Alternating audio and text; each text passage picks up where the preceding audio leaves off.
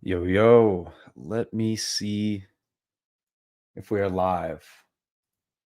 I can never get this right, can I? Live. All right. What's up, everybody? What up, Colin from Dubai? How you doing, man? Oh, what up, John? John, Mr. Picogram. Hey, tell Jones to stop ducking Aspinall. I'm sick and tired of it. Uh, we're gonna let some more people filter in. I'm trying to kick a pretty foul mood at the moment. If you guys don't know, I'm a big American football fan, and my team, the Cincinnati Bengals, just got smoked to a dreadful team. So we're just gonna be. And I spent 4.5 hours this morning watching Greer, so it's just been a strange day. But we'll get through it. Got a cold brew. What are you guys up to? Anyone do anything fun this weekend? Got anything going on? Let me adjust my lighting a little bit. And the lecture was really interesting. I have notes on every single aspect of the entire 4 hours, so we're going to go through it kind of line by line. I have screenshots from the entire thing, and I kind of want to break down each of the PowerPoint slides and tricks in my hand. Any advice for new content creators? I am still a new content creator, and it's just kind of figuring it out as you go. I don't know if there's any answer, man. I still don't know what the heck I'm doing, to be honest. Watching NFL, yeah, yeah. Let's.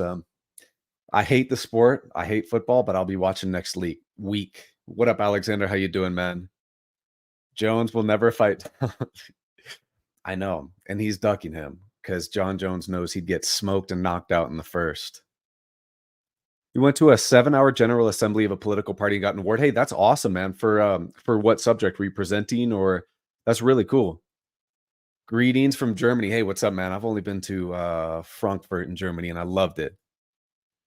4.5 hours with Greer is enough to sour anyone's day. Well, when we get into it, it'll probably be really interesting to you.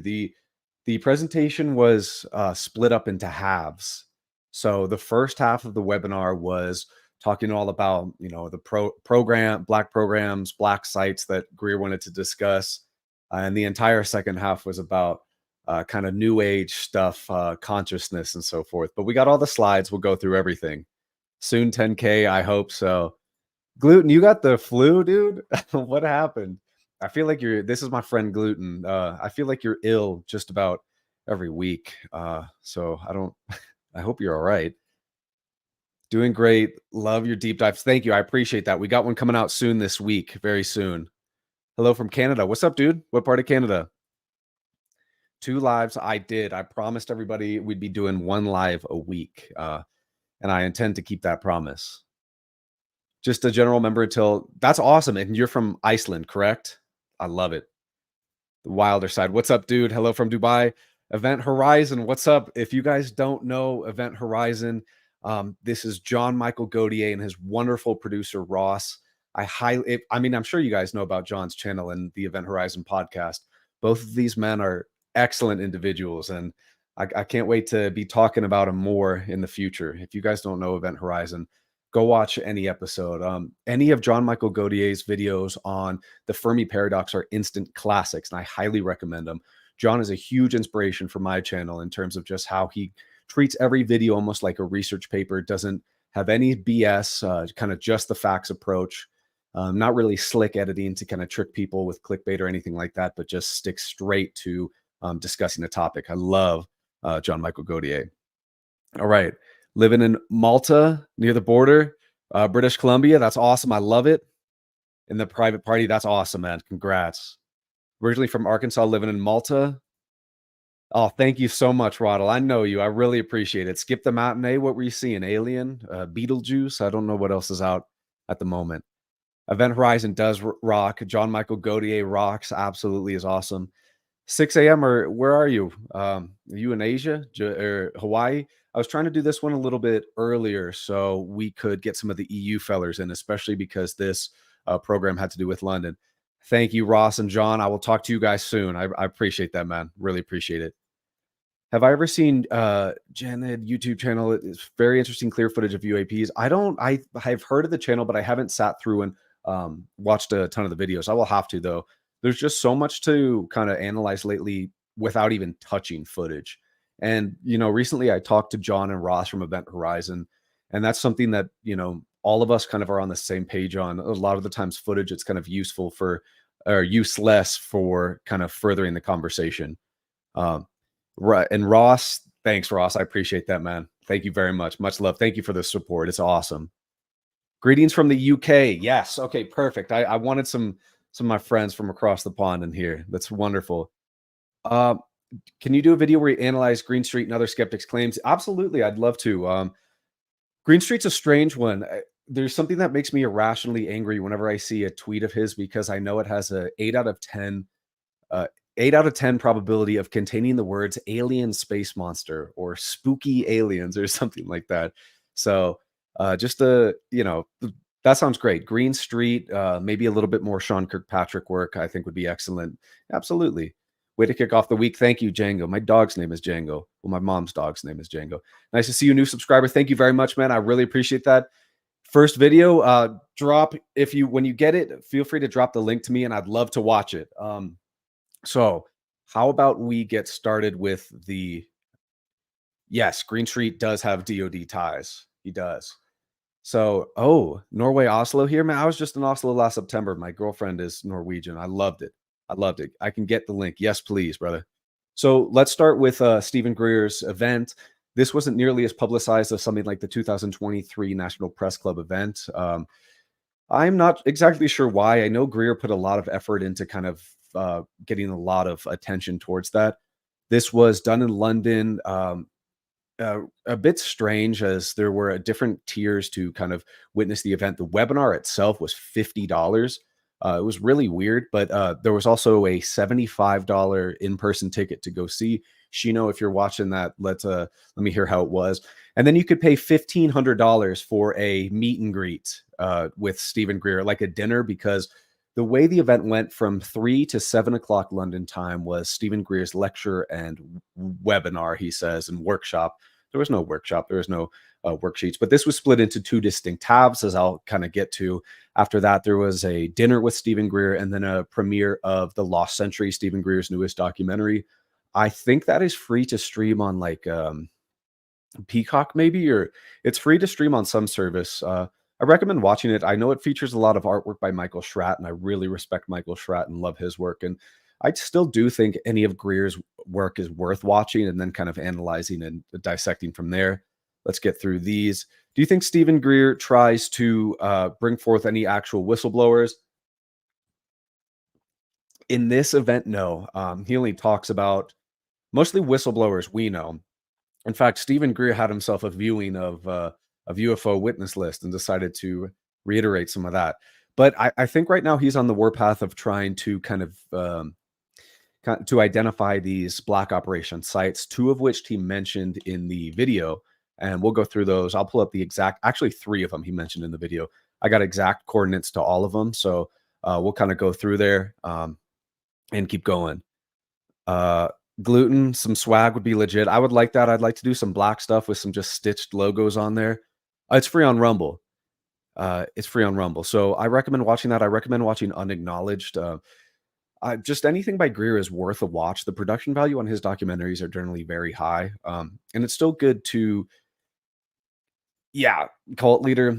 A lot of this conference was about CE5. I remember, so for my Discord, I had live notes in there, just kind of telling everybody what was going on with screenshots and stuff like that. And Greer would go on like 25-minute diatribes talking about like his near-death experience at 17 or a lucid dream of the future. And that's fine and dandy, but to spend, a significant amount of time in a workshop where people are paying money to go see, I'm a little bit not huge on that. So let's start. I'm going to share my screen and we'll just kind of go through things a bit slowly as people start to trickle in, because there is some really interesting stuff Greer talked about and some interesting connections as well. So I need to remember how the heck to share my screen. Cinema layout, present, share screen, entire screen. Okay, cool. Yeah, so let's see what everybody's saying.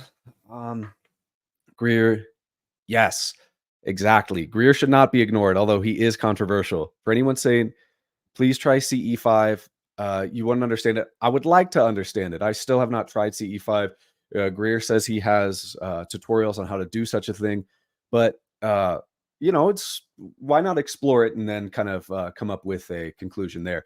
But so some of the things Greer talked about in this was talking about new top secret witness testimony. He didn't really reference any new top secret testimony. We'll go through everybody he did talk about. You'll know some familiar players from my channel.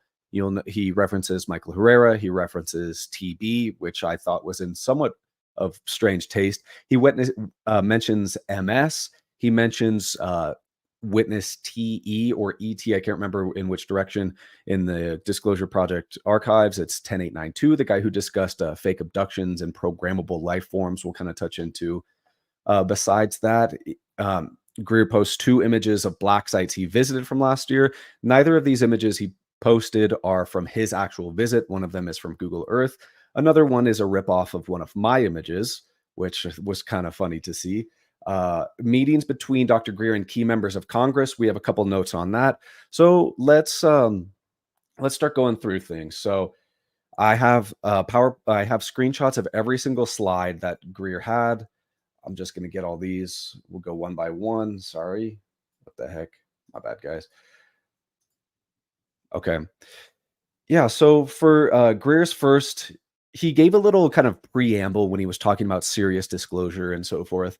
Greer states that his first CE5 attempt occurred in 1992 in England at the height of crop circles.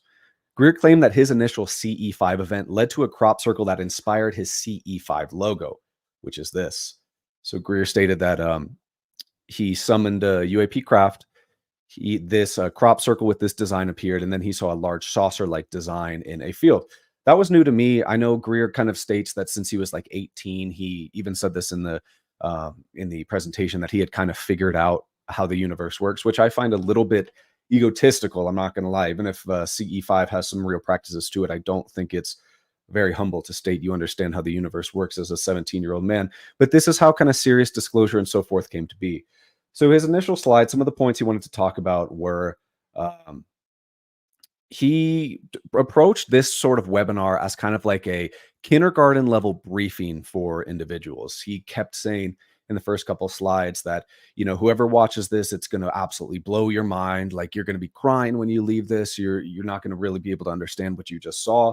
And to be honest, there wasn't too much like new information here. There's a lot of interesting stuff to discuss, but there wasn't a lot of really new information. So something that Greer does state on these first couple slides is when he was young,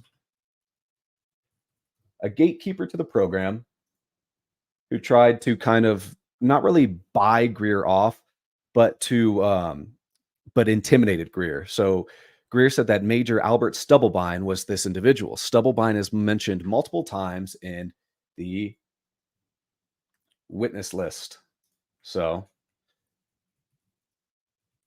sorry, spell check. So Greer has a witness 10599 who worked with Major Stubblebine for 4 years, has documents recording interviews and others to back up his claims. I've found none of those documents in the DP archive. He also Greer has a witness 10192 of an ex-remote viewer under Stubblebine and so forth. But here is a really interesting witness, guys. Check this out. 10658. I noticed this a lot. I noticed this a lot earlier when I was kind of reading through the DPR archive the first time. So Greer has a witness 10658. He says that this witness has been involved in the 60s, former head of Fort Huachuca. I hope I'm saying that right. And if I'm not, I'm sorry. Fort Huachuca Army intelligence, where ET craft and body are stored. He says this because later when Greer posts his facility list, he talks about Fort Huachuca being a really kind of key facility. Well, guys, now here's what's interesting, okay? So Major Albert Stubblebine, Greer says this person intimidated him. Let's go to look at the Army Intelligence Center and School at Fort Huachuca, Arizona. So this is the Fort Huachuca. Who was in charge of... Sorry, let me back up for a second. When Greer talks about Fort Huachuca, which we'll address later in the video, he says that the person he spoke to ran Fort Huachuca and discussed ET craft and ET bodies in the 1970s. Okay, so check this out. Brigadier General Eugene Kelly Jr. took command of the U.S. Army Intelligence Center and School at Fort Huachuca, Arizona. This was in the year 1975. But this is rather interesting. In 1977, at Fort Huachuca, he relinquished his command to General Albert Stubblebine.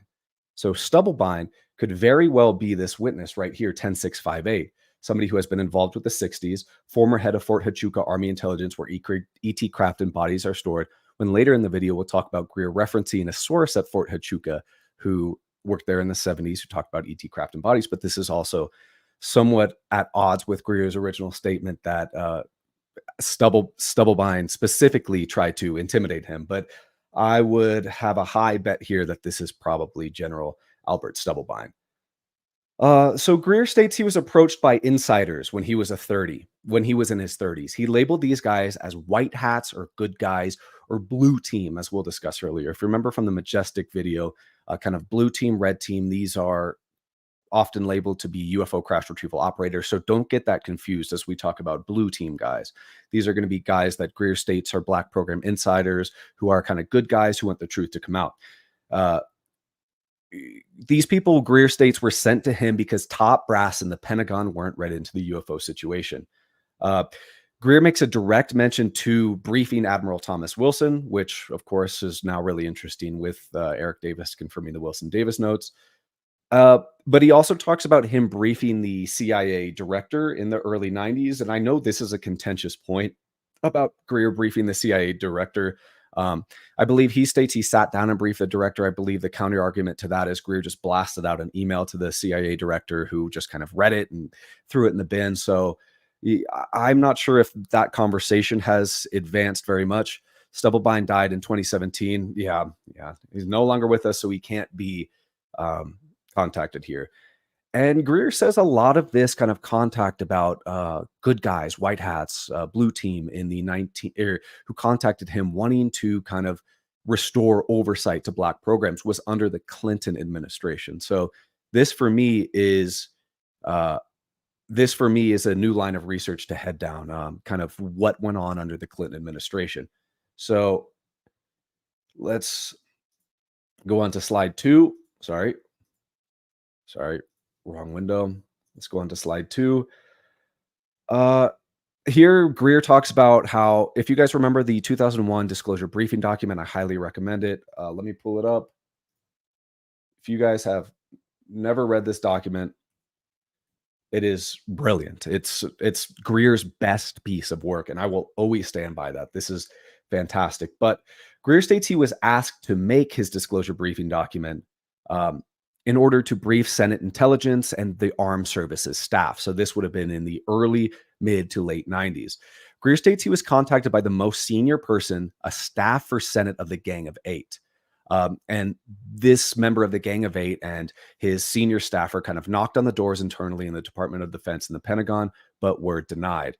So Greer also states he was brought in a skiff, but didn't need clearance. He was brought in a skiff, but didn't need clearance because his DPI archive had more actionable intelligence and information than the intelligence community on UAP. So that was pretty interesting to me. Greer was then approached kind of earlier in the 2020s into a skiff. He said he brought the Trump presidential briefing document to a skiff. We know that Lou Elizondo and Ross Coulthart have stated that Trump has been somewhat, if not fully briefed into the UAP situation. I still haven't really researched that, so I don't really have an opinion. Greer likes to add in these little details to kind of add drama. It's great showsmanship, actually. It kind of really engages the audience. He says in this specific meeting, there was a bourbon bottle in the middle of the table. And within 10 minutes, the intelligence guys were desperately reaching for the bottle. It's just a little bit of unnecessary fluff. Greer states he has been in skiffs multiple times, each with top secret compartmentalized intelligence clearance folks, who were all astonished at how long Steven Greer has been doing this, pushing for disclosure. So Greer now kind of talks about this law enforcement update. And this is where things get really interesting, guys. So if you're kind of halfway paying attention, I would lock in here because this is a little bit of new stuff from Greer. Greer states he is in contact with top tactical operations people. These are Green Berets, SEALs, JSOC people who are all coming together behind closed doors to support Greer. All these commanders, these current tactical operations officers, are seeking briefings from Greer. They have been asked by somebody, not sure because Greer doesn't divulge, to bring Black projects back under congressional oversight. So, in summary, Greer's stating that a lot of JSOC leaders are being asked to bring the program back under control and moving with Greer. This is very interesting. Greer says, and I quote, that there are plans or possible plans to quote unquote roll on Dugway Proving Grounds, Area 51, Edwards Air Force Base, and other Black sites. Roll on. He says, take them back. If taking these sites back involves any sort of force or illegal entry or brute force entry, does this not egregiously violate OPSEC? Because I think what Greer is referring to is by force taking back these sites that he says are under Black project control. Because Greer also goes on to state that Black program leaders dwarf Hitler and the Nazis, which, that's always never a in great taste.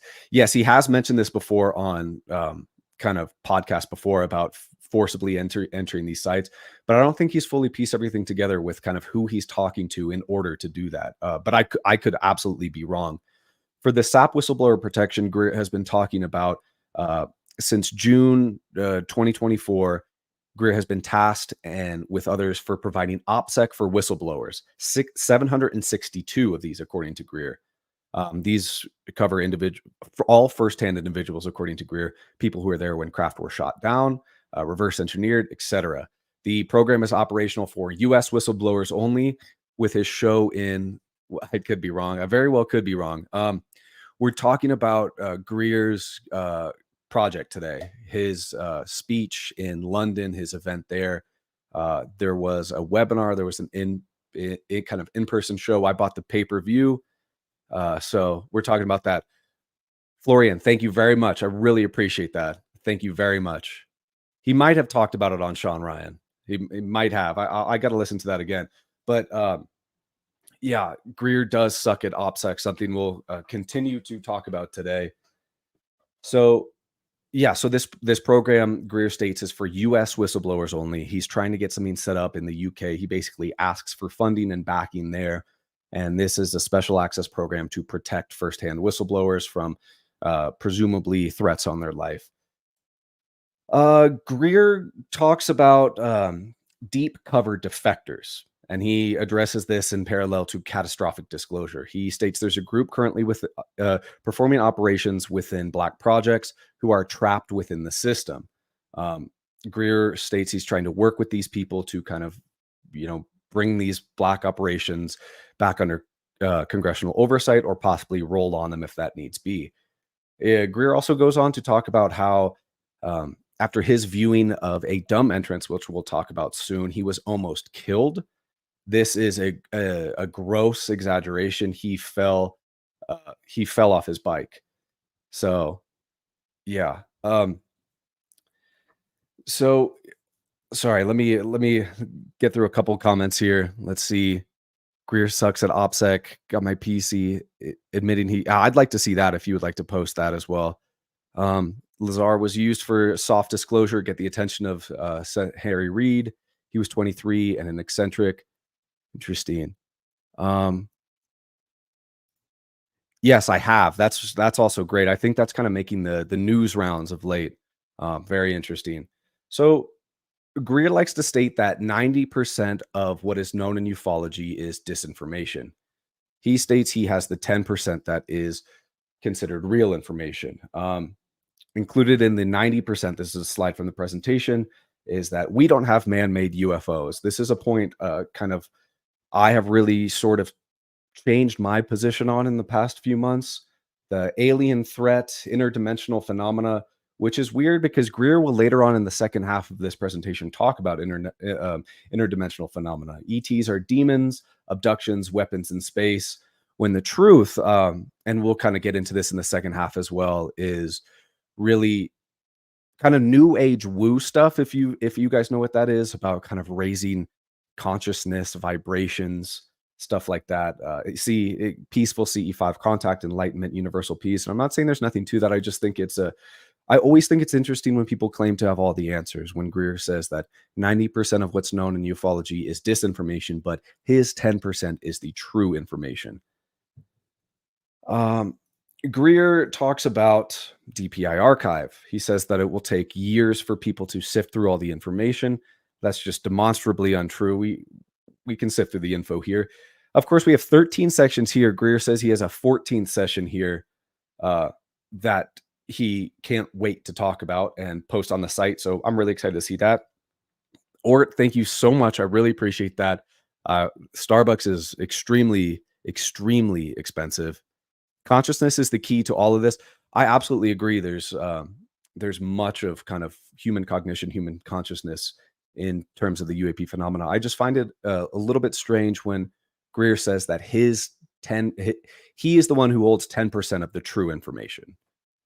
So Greer, and now is when we'll kind of go into a little bit of the discussion of some of the whistleblowers and witnesses he talks to. Something I took special note of, which I found kind of funny, is Greer talks about the pages and pages, the 23 pages of redacted witnesses. But Greer says he likes to honor the whistleblower's request for confidentiality. Anybody who's seen any of my videos will know that's just his operational security is absolutely dreadful. So next we'll start talking about illegal operations, locations, corporations based on intel from his witnesses. You guys know the Greer facility list. If you don't, let me pull that up. Facilities, maps, and list. So Greer has all of these facilities, including maps pointing towards them. Sorry, that looks nice in reversed colors. All of these are garnered from the pages of witness testimony here. For example, we can look at Dugway Proving Grounds as given by MS. We can go over here to a little place in Indiana where we might know a spot, and so on. And so Greer talks about now the first dumb entrance to which he was taken to. This is, he states, is the Ant Hill in the eastern desert of California or western desert of Nevada. Let me pull up what this place is called because I actually found it and I need to. Sorry, guys, just give me a second here. I need to find out exactly what this place is called again.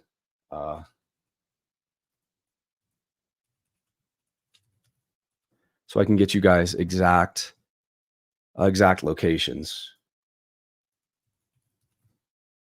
Greer states this location that we're talking about is basically an entrance to a dumb or a deep underground military base. If you kind of go online, you can find this exact place. Sorry, guys. It's what's known as a volcanic cinder cone, like volcano offshoots. Greer stating this is a dumb entrance. And let me pull up the exact place. Sorry, I forgot what this place is called. Is it called the Salt Lake? Yes. Okay, got it. If you want to find this place on Google Maps, this is called the Salt Lake Cinder Cone, okay? This is the exact entrance that Greer is stating is a dumb entrance right here, the Salt Lake Cinder Cone. You can get a nice zoom in. This, as I said, is a cinder cone. We can look by because these generally occur near volcanic activity. And I think there's a volcano located about 25 miles or so northeast of this location. I'm not sure if these are other cinder cones. I'm not a rock specialist, but this location right here, I don't understand where the entrance here is. If anything, this possibly could be dirt moved for underground locations, but I don't know where an entrance could be in this location. Let me say a quick couple thank you guys real fast, and we got the next location to talk about. A little something to somewhere. Thank you very much, Telezet, and thank you for the boost too. I really appreciate that. Maglev's connecting all the dumbs. Yes, we will talk about that too, because Greer touches on it. Sorry, my questions are you familiar with Northrop Anthill? Yeah, Greer calls this Northrop Anthill. I think I'm actually, because he calls this the Anthill as a dumb. So he calls this, yeah, as we can see, the Anthill. Sorry, okay. Crackerjack, thank you very much. Greer Stones, I turn over. Greer does awesome work, and I still recommend checking out all of his documentaries and kind of paying attention to what he says because it's very interesting. So you guys will probably know this site. Next, talks about the Hellendale site, the Lockheed Martin Hellendale site.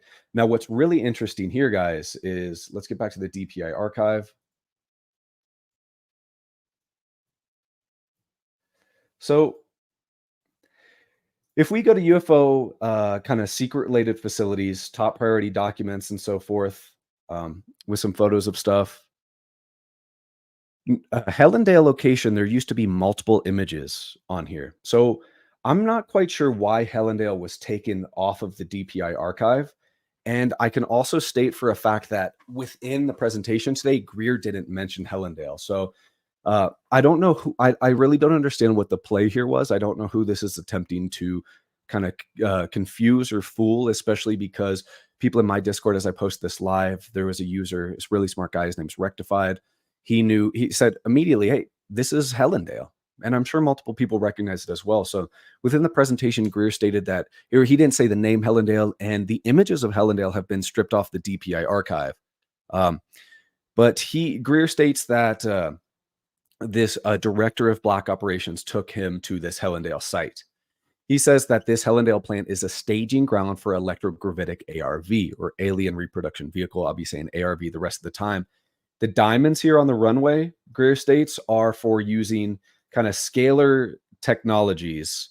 So scalar technologies to kind of test human-made ARVs and their resilience to kind of EMP weaponry or to bring down ET craft. Greer states that I think 1 to 2 craft are brought down by this site in particular, maybe all sites a year. He also brings up an image of this site at the Hellendale plant, says this is EMP weaponry, and that the EMPs are used in conjunction with scalar technology to knock out craft a year, that this site has been operational for black program duties for upwards of 40 years. The black operations director who flew him over this, Greer states in this presentation that this same individual has personally been present at ET craft shootdown and personally recovered craft and bodies. So real fast, Florian, thank you so much. I really appreciate the euros from Germany. Have you seen Above Majestic? I have. What is your take about alien human bases on the moon and Antarctica and space travel for decades now? There's a lot of really interesting kind of witnesses in the DPI archive specifically about UFO and NHI signatures on the moon. And I would like to explore those further. I don't think they're out of the realm of possibility. I just think that that specific topic needs a lot more hard-nosed research, So next, as you guys know from the facilities list, Greer has a list of numerous facilities. Most, if not all of these guys have been referenced in the DPI archive. Sorry, I'm the 2001 disclosure briefing document. See here, China Lake, that place. So I don't think much has changed on this facility list. Greer also talked about this in a 2016 speech. I have referenced quite a bit, including my work on Dugway. So you'll see, I mean, I haven't fully taken a look yet, but this is just copied verbatim since 2001, or I think 1996 is when this specific place was, or this specific list was compiled for the DPI archive. So we'll keep going. Sorry, I'm just kind of trying to organize my notes. A lot of the times my notes are pretty sloppy. Continuing on with the sites. Oh, yeah. Greer made specific reference here, very specific reference here, is about the Los Alamos National Labs. I know you guys have probably all heard of Los Alamos National Labs, but he talks about a maglev system under Los Alamos, connecting it to other dumb locations. Greer specifically states, I don't know how he got this intel, but he states that Los Alamos has direct access to Kirtland AFB and Dulce. You guys know I don't know how to speak, but Greer likes to kind of claim here that any above ground duties about the Dulce base are completely false, and this is just one large below ground dump. There's a lot of interesting work on this. I can't remember exactly what the piece is right now that I've talked before. UFO Highway, it might be called, which is a good PDF that talks about the Dulce location. Greer says that this Dulce place is where it contains biotech labs where fake ETs, aka PLFs, programmable life forms, are made. Um, Interesting to me as well, Greer states specifically that some of these dumps were built in the 1980s. Uh, at least in my research, I feel like I've seen plenty of discussion that dumbs have come around a little bit before that. But I do want to bring something up about. Sorry, I do want to bring something up about in the DPI archive. I seem to have xed out of that tab, but Greer has some patents for a huge underground boring machine that he states was used for kind of building these maglev systems, creating the deep underground military bases.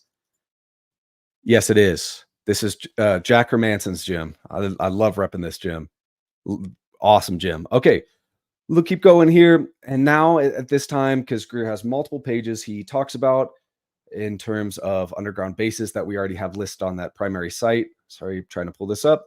He again talks about Fort Huachuca. And again, I will reference that I believe that the witness 10658 in the DPI archive is really Major Albert Stubblebine, which conflicts of Steven Greer's earlier claims that Stubblebine tried to intimidate and create fear within Steven Greer. Interesting reference here about Pine Gap underground facility in Australia. He says this is a transnational majestic location. It doesn't say Majestic 12, just says Majestic. Now, I do know of an intelligence guy. He's a friend of mine who says he has been to Pine Gap and didn't see anything there, doesn't think anything could be there. But then again, I don't think he was given access to the entire facility. Mention of Dugway Proving Grounds outside here. We'll go.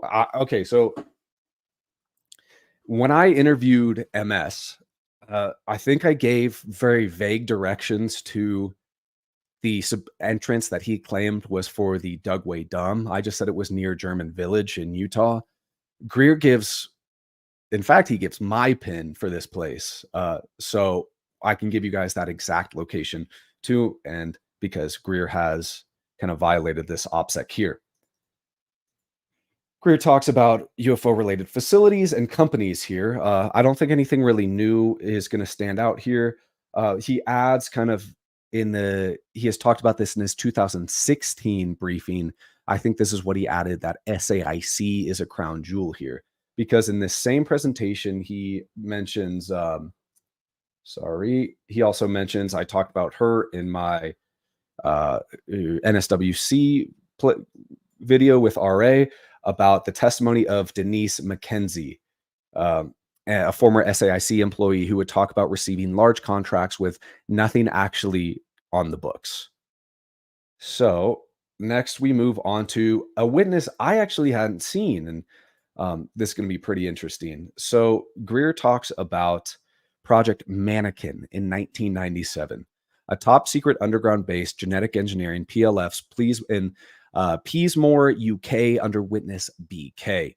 And you guys know that I will give you the exact witness name. Well, this isn't one, but this is somebody connected to this witness BK, witness 10068 in the DPI archive. Again, that's 10068 in the DPI archive. And here's the witness, 10412. This is the witness that Greer is stating has information on PLFs and an underground dump in the UK. So Project Mannequin at RAF Peasmore has seen and touched gray beans bred in NSA underground base, evidence of military committing abductions globally. So in the DPI archive, 10412. We won't go through all these documents right now, but under 10412, this individual BK, there's quite a bit of interesting documents to research, including some alleged actual documents smuggled out of this Project Mannequin, which is presumably to make PLFs. According to this individual, there are also sketches from this individual BK about the creation of PLFs, the manufacturing of like a classic gray, and so forth. and that this Project Mannequin is also in charge of making what we would think of as the classic reptilian design along with the grays. I think Project Camelot interviewed the Peacemore witness. I haven't seen that. I'll absolutely have to check that out. So, and now this will be one that kind of, let me close some of these tabs, guys. Sorry. Let me close some of these tabs. Greer then gets into the infamous TB. So, out of respect, I am not going to talk about who TB might be or his name. Uh, I understand that's definitely out there and people know about this individual or might know, but so I'm not going to bring that up, but there's plenty of out there. So initially, this Lawton, Oklahoma case with TB, this is in reference to some statements by TB to Steven Greer in which some technology was leveraged from this crash that was used at Fort Sill, Oklahoma base in 2003, where General John M. Riggs showed off classified cloaking technology to a BAE Systems employee, where he was then unceremoniously retired. Now, the kernels of truth in this statement are that General John M. Riggs was in fact demoted a star upon his retirement and sent basically to the basement of the Pentagon and handed in his clothes and said, "You're gone." So he was very unceremoniously retired. And according to, I think it's a Baltimore Sun article, this was for improper use of contractors. So I think I have these in my video with TB, but Greer just kind of posts some images of kind of the crash retrieval that occurred in Lawton, according to TB. He also posts this ARV. Looks very. I don't think this is actually in reference to an ARV, according to Greer, but posts a craft in an underground facility, what we would probably know as Mark McCandlish's Fluxliner ARV. Fluxliner, if you know that name, Greer also at the end of the project says that the Fluxliner name was actually used for Lockheed's first generation of ARV craft. I didn't know this because this wasn't provided in the notes with TB, but apparently this location right here is an underground base actually in Oklahoma near Fort Sill. So that might be a location to look at, Fort Sill, the Lawton area, for any sort of bases down there. Greer also states that some craft shot down break into pieces, while others have sort of a controlled landing due to being stunned. This has more relevance to the infographics whistleblower when he's talking about eggs and bells being the most commonly crashed craft, and that the vast majority of the time they almost disintegrate, break into pieces, or basically melt away like nothing is there. So that's an interesting connection there. Greer dropped some specific terminology when he was talking about this location. Let me get a sip of cold brew. He states that retrieved NHI living bodies are not referred to as extraterrestrials. They are kind of referred to as EBINs, extraterrestrial biological entities, as you know, but with an N on the end. But these individuals that are taken alive are called captives or refugees. And those are the exact words used by Greer. Next, on to Mr. MS. We know him very well. So at this point, covering a TB and MS back to back, we got a little UFOs witness list action going on, which, I always like to see. Greer talks a little bit more and gives a little bit more insight, apparently, because apparently he has some more connections and things to study about the craft that MS saw. If you guys remember from that video, MS stated to have seen like a basically inverted cone triangle section at the bottom of the craft. New drawing here from Greer's archives. I wonder if this is a Schratt drawing. If it is, that's great. Michael Schratt's the best. But Greer states to have some insight on this, on the pyramid we talked about, which I don't really remember if I hypothesized about it, but Greer stated that he kind of knew factually that this inverted pyramid is an EMP crystalline structure that causes objects to basically travel instantaneously. He likens the abilities of this piece to like a astral projection functionality. This is a good question. Why are all these people talking to Greer instead of Congress? Could they be doing the latter in secret? They absolutely could. Remember, we talked about TB and his witnesses. In his messages to Greer, he was summoned to testify before members of the Gang of Eight, including Marco Rubio in 2022. Are the witness? Yeah, whistleblower protection is terrible. Remember, guys, the witness or whistleblower protection doesn't cover pensions. So that was something that Greer had stated kind of in media about specifically TB that he was afraid for both his life and his pension.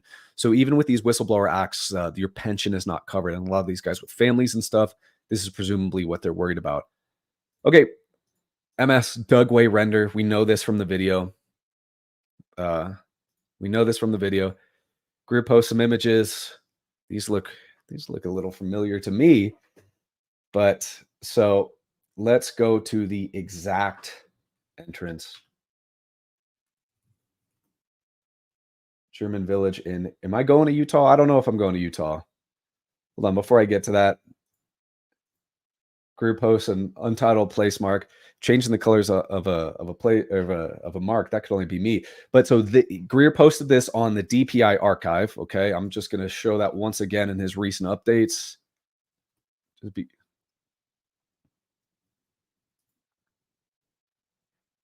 Oh, it was in. Wow, I guess he just took that off really recently. Uh, okay. Last time I checked this in the critical updates, Greer had posted an image for the Anthill and the Dugway site. In Greer's presentation, he posts this image for the Dugway location. And let me try and find it.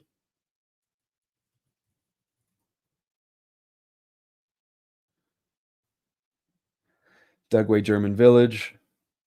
I got to remember my exact location out here, guys. Let me think. I got to think about the exact coordinates here. Oh man, this might be tough. A little bit south of Dugway German Village. Oh, we're on the money. This is the location he provided. This is allegedly the entrance to the Dum.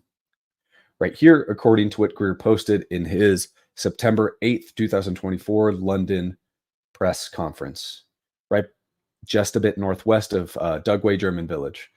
So I was a little interested to see him post that, but especially if he is talking about taking back such sites. I found that a little interesting.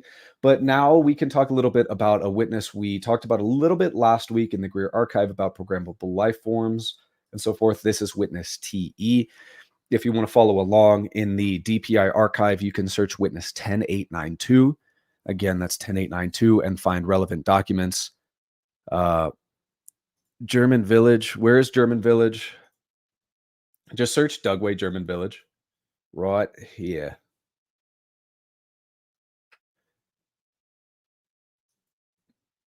Dugway German Village.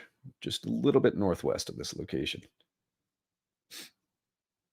So, yeah, it talks about TE. This is a witness we talked a little bit about last week. And the story of TE is this individual approached Greer, claimed to be on a specialized ARV retrieval team. Some artwork included here. I think this might be Rudy Garcia and some of Greer's team. This artwork is really cool. This kind of triangle site is man-made craft, as you can see by the no step. This must be work by Michael Schratt, but it's a kind of a CAD drawing of this same device, the same craft. And eventually, at some point, this witness TE 10892 graduated from kind of ARV retrieval and was promoted to ET retrieval. So this event occurred in, I can't remember what year this was. I know it's listed in the archive. This might have been 2004, early 2000s, where a sunflower type craft crashed near, or not crashed, I'm sorry, landed near Nellis. As you can see, Greer also makes specific mention to this ARV that was privy to this retrieval operation. If you can see here, there's some soldiers lying in wait. TE stated that as individuals approached this craft, basically autonomy was taken away from all the soldiers and they were sent into basically like a stunned state. Out of this, what you would see as a fruit roll-up craft came some ETs that looked like this. And this must be a Rudy Garcia drawing, excellent drawing. and so forth. This witness TE was really disturbed by this exact operation because he found these ETs and their kind of emerald blue eyes as so peaceful and kind of pure that he thought what the retrieval teams and shooting down craft were doing was sick. So he tried to basically defect and leave the retrieval force. Greer states that this individual's uncle, who grandfathered him into the program, was the only one who stopped this individual from being killed.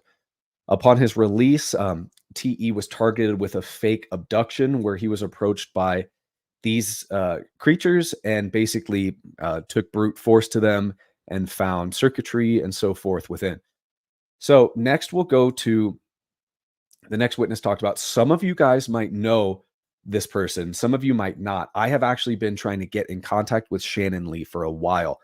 Shannon Lee is a witness who claimed to, I can't, 2008, 2009, off the coast of, I think it was Guam while in the Navy or the Coast Guard, participated in a saucer retrieval from the ocean where a craft was almost tangled in a Japanese fisherman's net. And this was in conjunction with the US Marines. So again, I've been trying to contact this guy for months. Here's an image of the retrieval operation. He actually did an interview with Steven Greer. I can't remember if it's on the DPI archive or not. I'll actually try to find it and post it. But the actual video was taken off of Greer's YouTube page. And I think this was maybe because I think Mr. Lee suffered maybe from some social anxiety or something, because the interview was just a little bit awkward. It was just a little disconjointed and stuff. But I've always found this interview extremely interesting because, according to Lee, this craft was so heavy it almost toppled the Navy craft as it was lifted up in its net. Greer stated, and Shannon Lee states, that this artwork right here is a little bit off. The craft had no seams, kind of no pathways, just a really solid, seamless craft. And he tried to take a sharp object to it, and to no effect. To no effect. So upon returning, Shannon Lee was forced to sign numerous NDAs and so forth. And you guys might know this individual from the disclosure or from the National Press Club conference. He was very sickly. It looked really, I don't know if it was from his encounter or from just health. I think he mentioned he had a brain injury, but Stephen Digna, in his testimony before kind of an abduction case, he talks about being on a bombing range where he was with two Raytheon employees where they saw a large boomerang-shaped craft. And I believe one, if not both of these craft, yes, Greer talked about this, was a projection. And here is a little bit where Greer dove into kind of the Project Bluebeam kind of fear-mongering stuff. He talks about these projection techniques. If you see a craft over London, they can produce numerous craft and kind of fake an invasion and so forth. But this was apparently a Raytheon craft that had entered into the bombing range for clandestine purposes. I don't know, for whatever purposes. It seems strange to do that over an active bombing range. And yes, Stephen Digna was suffering a brain injury. I wish him peace. He looked like he was suffering quite a bit from there. So Greer stated here as well that anti-gravity technology in which this Raytheon craft was based off of was mastered in October of 1954. Next, of course, Greer talks briefly about Michael. We all know Michael from this channel. He shows the video made by Star Labs of the octagonal craft. We've all seen these, so I'm not going to waste space or so forth. But Greer had one new detail about Michael's story that I wasn't aware of, and I'll certainly bring it up to Michael. Greer thinks this craft was Lockheed Skunk Works or EG&G. Why? I don't know exactly why he thinks that, but that is what Greer states here. He doesn't expand on that anymore. He just kind of moves on. Greer states the initial misconceptions of him and thinking this was kind of drug smuggling operations. Of course, I've talked about Michael initially thought when he saw this was drugs. Greer kind of assumed also. Greer has talked to witnesses who state that ARVs are used for smuggling drugs.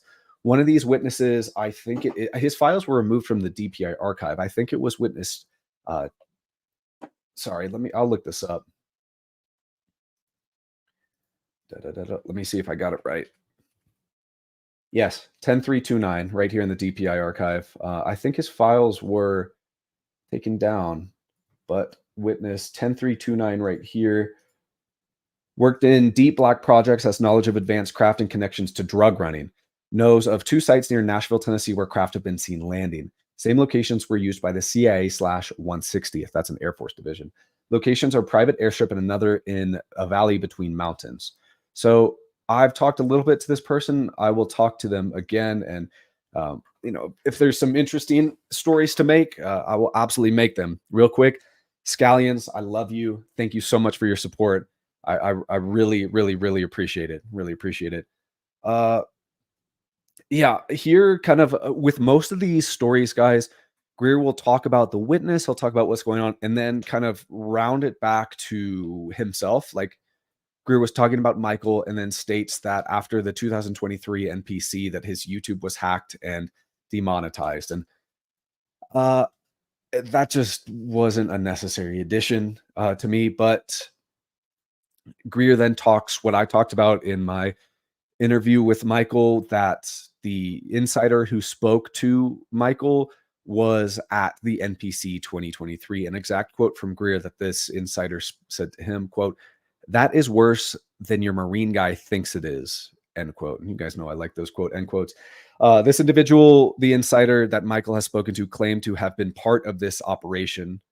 And then as you'll know this from Michael's testimony, Greer starts talking about P3, psionic predisposed. I can't remember exactly what P3 stands for at the moment. My brain is going a mile per minute, but he talks about kind of P3 assets a little bit. And if you guys remember this from Michael's story, and then Ross Coulthart talking about consciousness and so forth.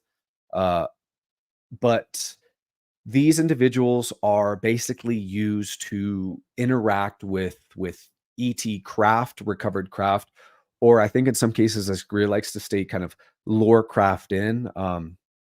Yeah, consciousness technology and P3 operator technology, hijacking of ET craft target and bring them down or take control of them. Greer states that this is a the this was a very strange slide to me, guys. Uh, I found it strange that Greer brought in hand dominance and preference in individuals into accountability for psi abilities. I wasn't. I certainly have never heard that anywhere, and uh, I have not heard that. I probably won't hear that again. But Greer states that most of these P3 assets, these people who are tasked with in kind of interacting with ET craft with their consciousness connection, most die.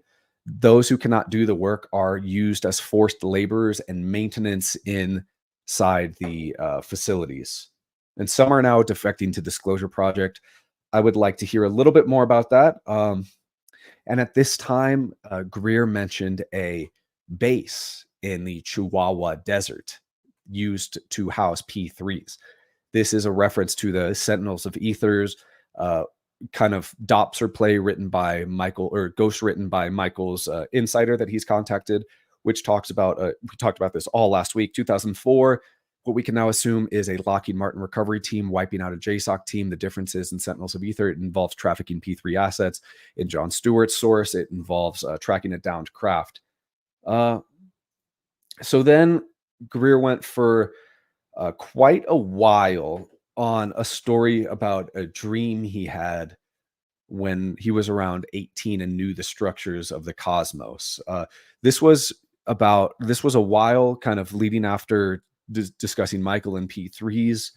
And this, of course, Greer reiterates that at some unknown time, he was approached and offered $2 billion to kind of hush up and defect, not really join black programs, but to stop talking and stop working on the DPA archive. I think he's discussed this quite a little bit.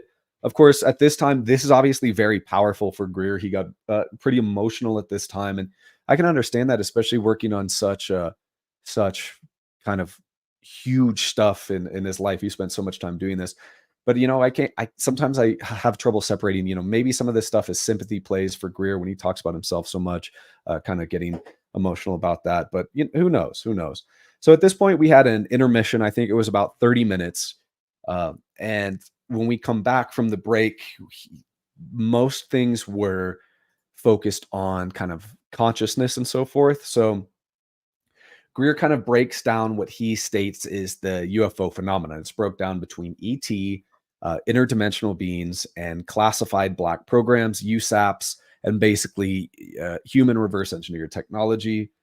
I'll leave this up for a couple seconds, but Greer likes to distinguish between ET craft and the DPI archive. The guy has poured his entire life into this. Absolutely, yeah, absolutely.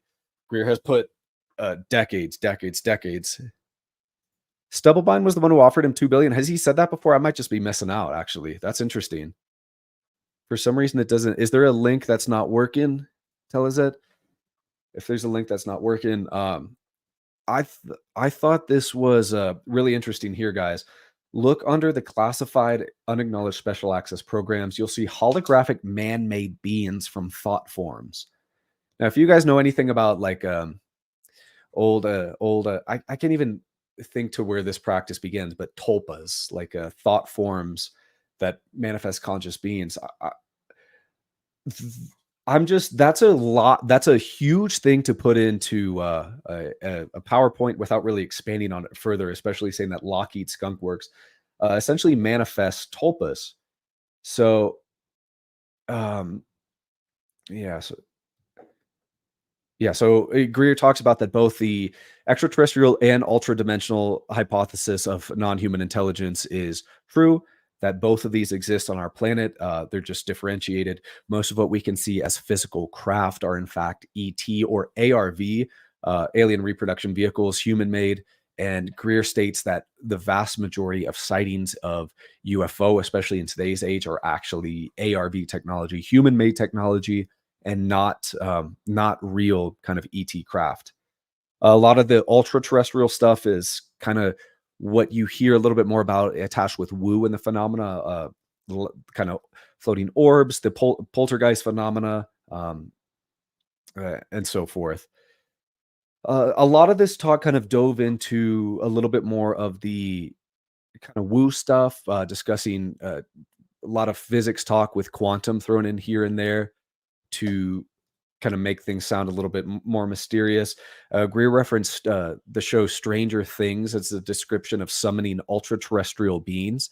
This reminds me very closely of Alex Jones' claims of of individuals high up in clandestine government operations who will take a bunch of DMT and then go talk to spirit programs. Go to the next. Sorry.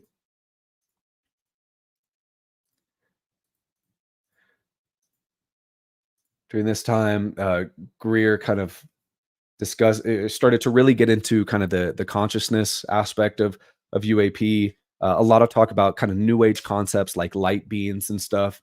Some of the interesting stuff that Greer discusses is that human programs and abilities are now very close and comparable to what ET technology has. And this is very interesting to me. Especially when you think about kind of analyze witness testimony of human-made ARVs, the possibility they work on electrogravitics like the TR3B and so forth. It's really interesting to think about if human capabilities are near ET and the implications of that are. That would mean that these black programs have unrestricted use of basically unrestricted use of our solar system and other space time. What kind of operations are they getting up to and so forth is a very interesting question. And that Greer likes to state that humans are now an existential threat to ET.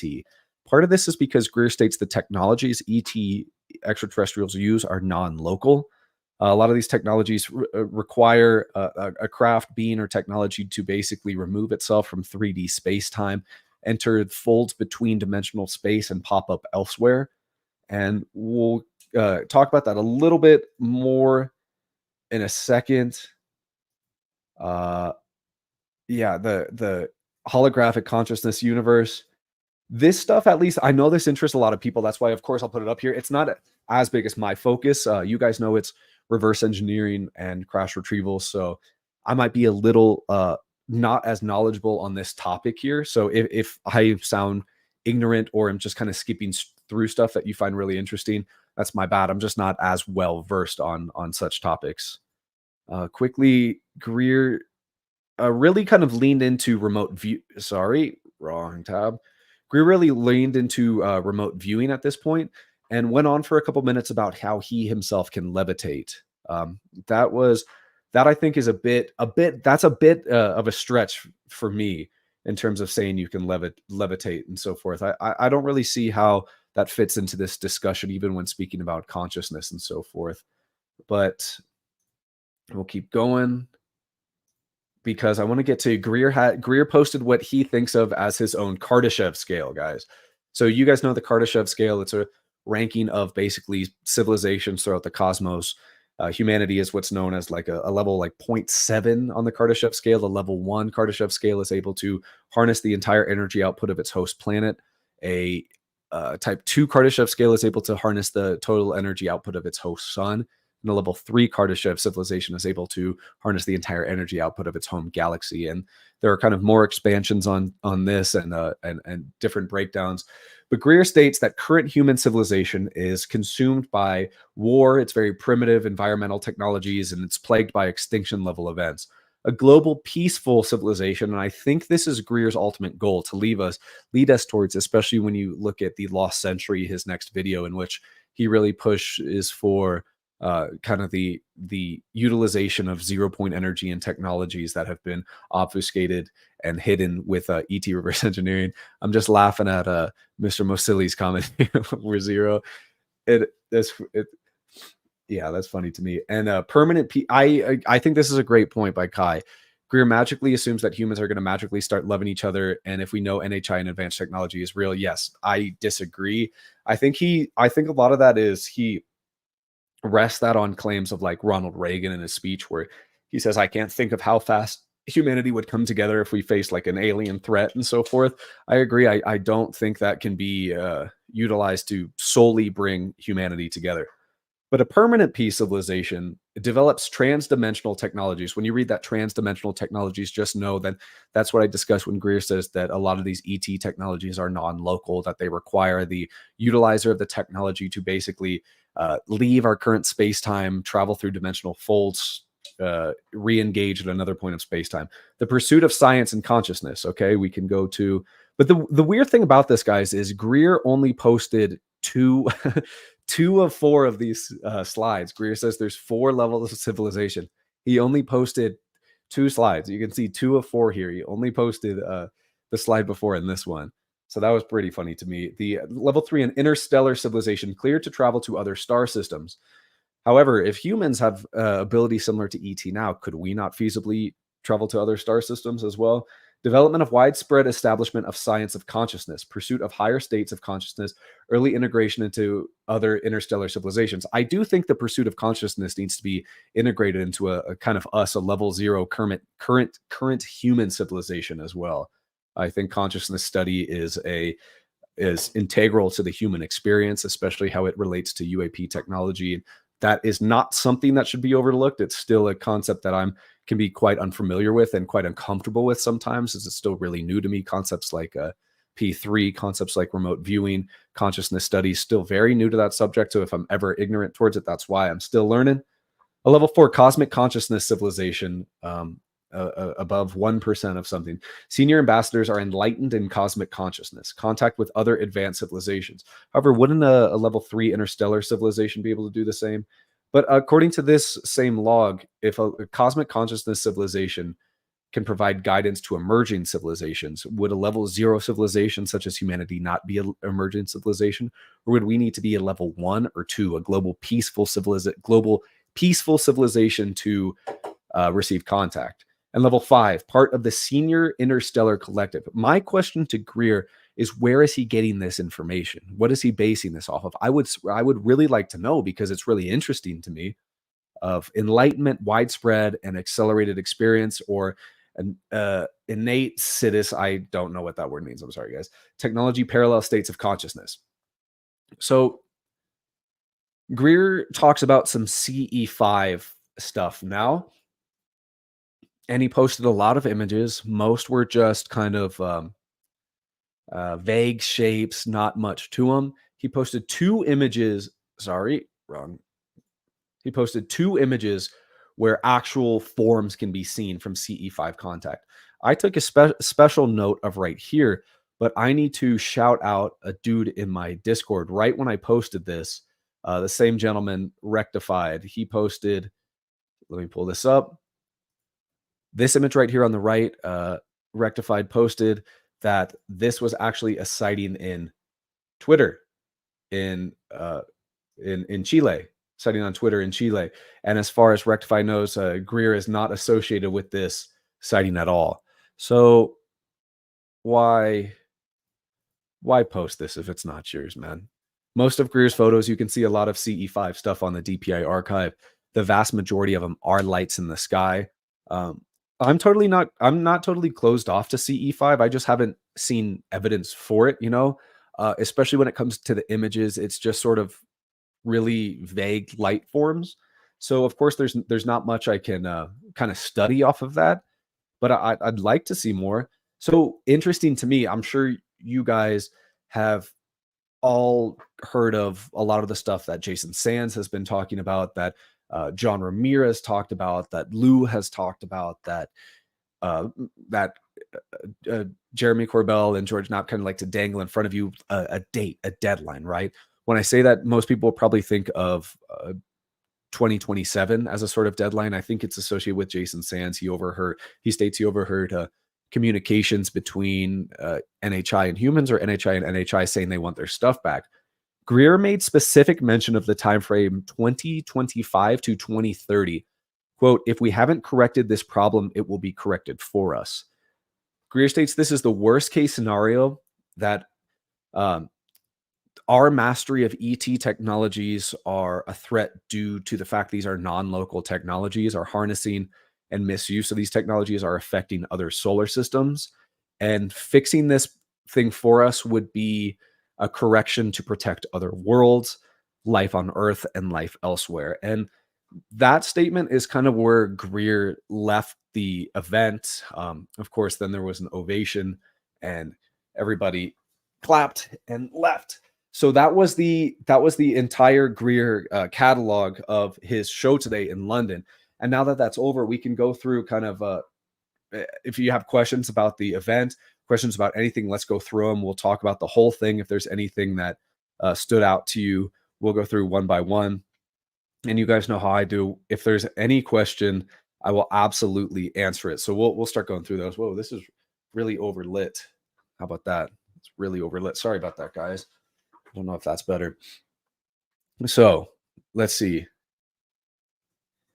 I'm gonna leave it on. The main issue with Greer is he does not distinguish between what he knows due to evidence and what he is speculating on. He's pretty much in his own category among UAP sources. Yeah, I think it's crucial for people when they're speculating to make sure that it's clear that they're speculating. I think this is what got Jason Sands in a bit of trouble out the gate, because he would just kind of ramble on about scenarios and ideas and wouldn't really kind of nail down and specify when he's saying, hey, I'm speculating, I don't know this for sure. I think with a lot of these witnesses in Greer's archive, I'm not sure to the extent to which he has vetted every single one of these sources. So when he claims he has 762 whistleblowers, this is pretty much every name redacted or unredacted on the log. A lot of these names that he states are under whistleblower protection, a lot of these are labeled as like UFO researchers. For example, you guys know I'm working on the Kecksburg case. Stan Gordon is listed in there as a UFO researcher and point of contact to Kecksburg witnesses. Does he need to be offered? If you guys don't know Stan Gordon, he was the primary Kecksburg researcher. Did he need to be offered whistleblower protection? There's also I feel like with the witness list and the facilities map, Greer was happy to beef up the content over quality of the content, right? And I bet you can see what I'm saying. For each email he receives somebody making claims, it's easy to redact the email, redact the name, throw it on the DPI archive to say, hey, here's another witness. Look what they're saying now, and so forth. Hey, Flying Lotus, what's up, dude? Flying Lotus, if you guys don't know his music, Flying Lotus is awesome. I recommend checking out the Black Balloon reprise with Denzel Curry and Never Catch Me with Kendrick Lamar. Flying Lotus is great. What do I think about Richard Doty? I don't think he can be trusted. I think anything that Doty kind of connects his name to, it's almost impossible to get to the bottom of. All you have to do is look at Benowitz and his claims in Greer's documentary Unacknowledged, where he talks about I think it's the Roswell incident being some Russian dwarves, disfigured Russian dwarves, and so forth. So uh, I tend to stay away from Dodie as much as I possibly can. What are your thoughts on Sands? Truthfully, I don't buy it at all, but would like to get your thoughts. I'm remaining agnostic to Sands until I get a chance to kind of speak to him direct. I know a lot of people, not a lot, I'd say I know about 6 people in the intelligence community, and all of them, while they can't verify Sands's claims, they all speak very highly of him as an individual. So I find that interesting. Now, all these people that speak highly of him as an individual agree that the method in which he came forward was awful. On Twitter Spaces and to just engage with a lot of the Twitter drama and so forth. And I've heard that that's just kind of the type of guy Sands is. He just wants to get that information out there. He's got a great and kind heart. Everybody who knows him directly speaks incredibly highly of him. So if I get a chance to speak to him, I'd like to. Until then, I'll probably just remain a little agnostic towards his case. I do not trust Greer. He's a shifty. I'll say it just like I've said 1,000 times. The Greer has brought forth so much great witnesses and documents and stuff to study. And the disclosure briefing document from 2001, I will swear by it, is the best piece of literature, if one of the best pieces of literature on the UFO subject. Now, I agree with what Kai said earlier that Greer tries to make himself the center of everything.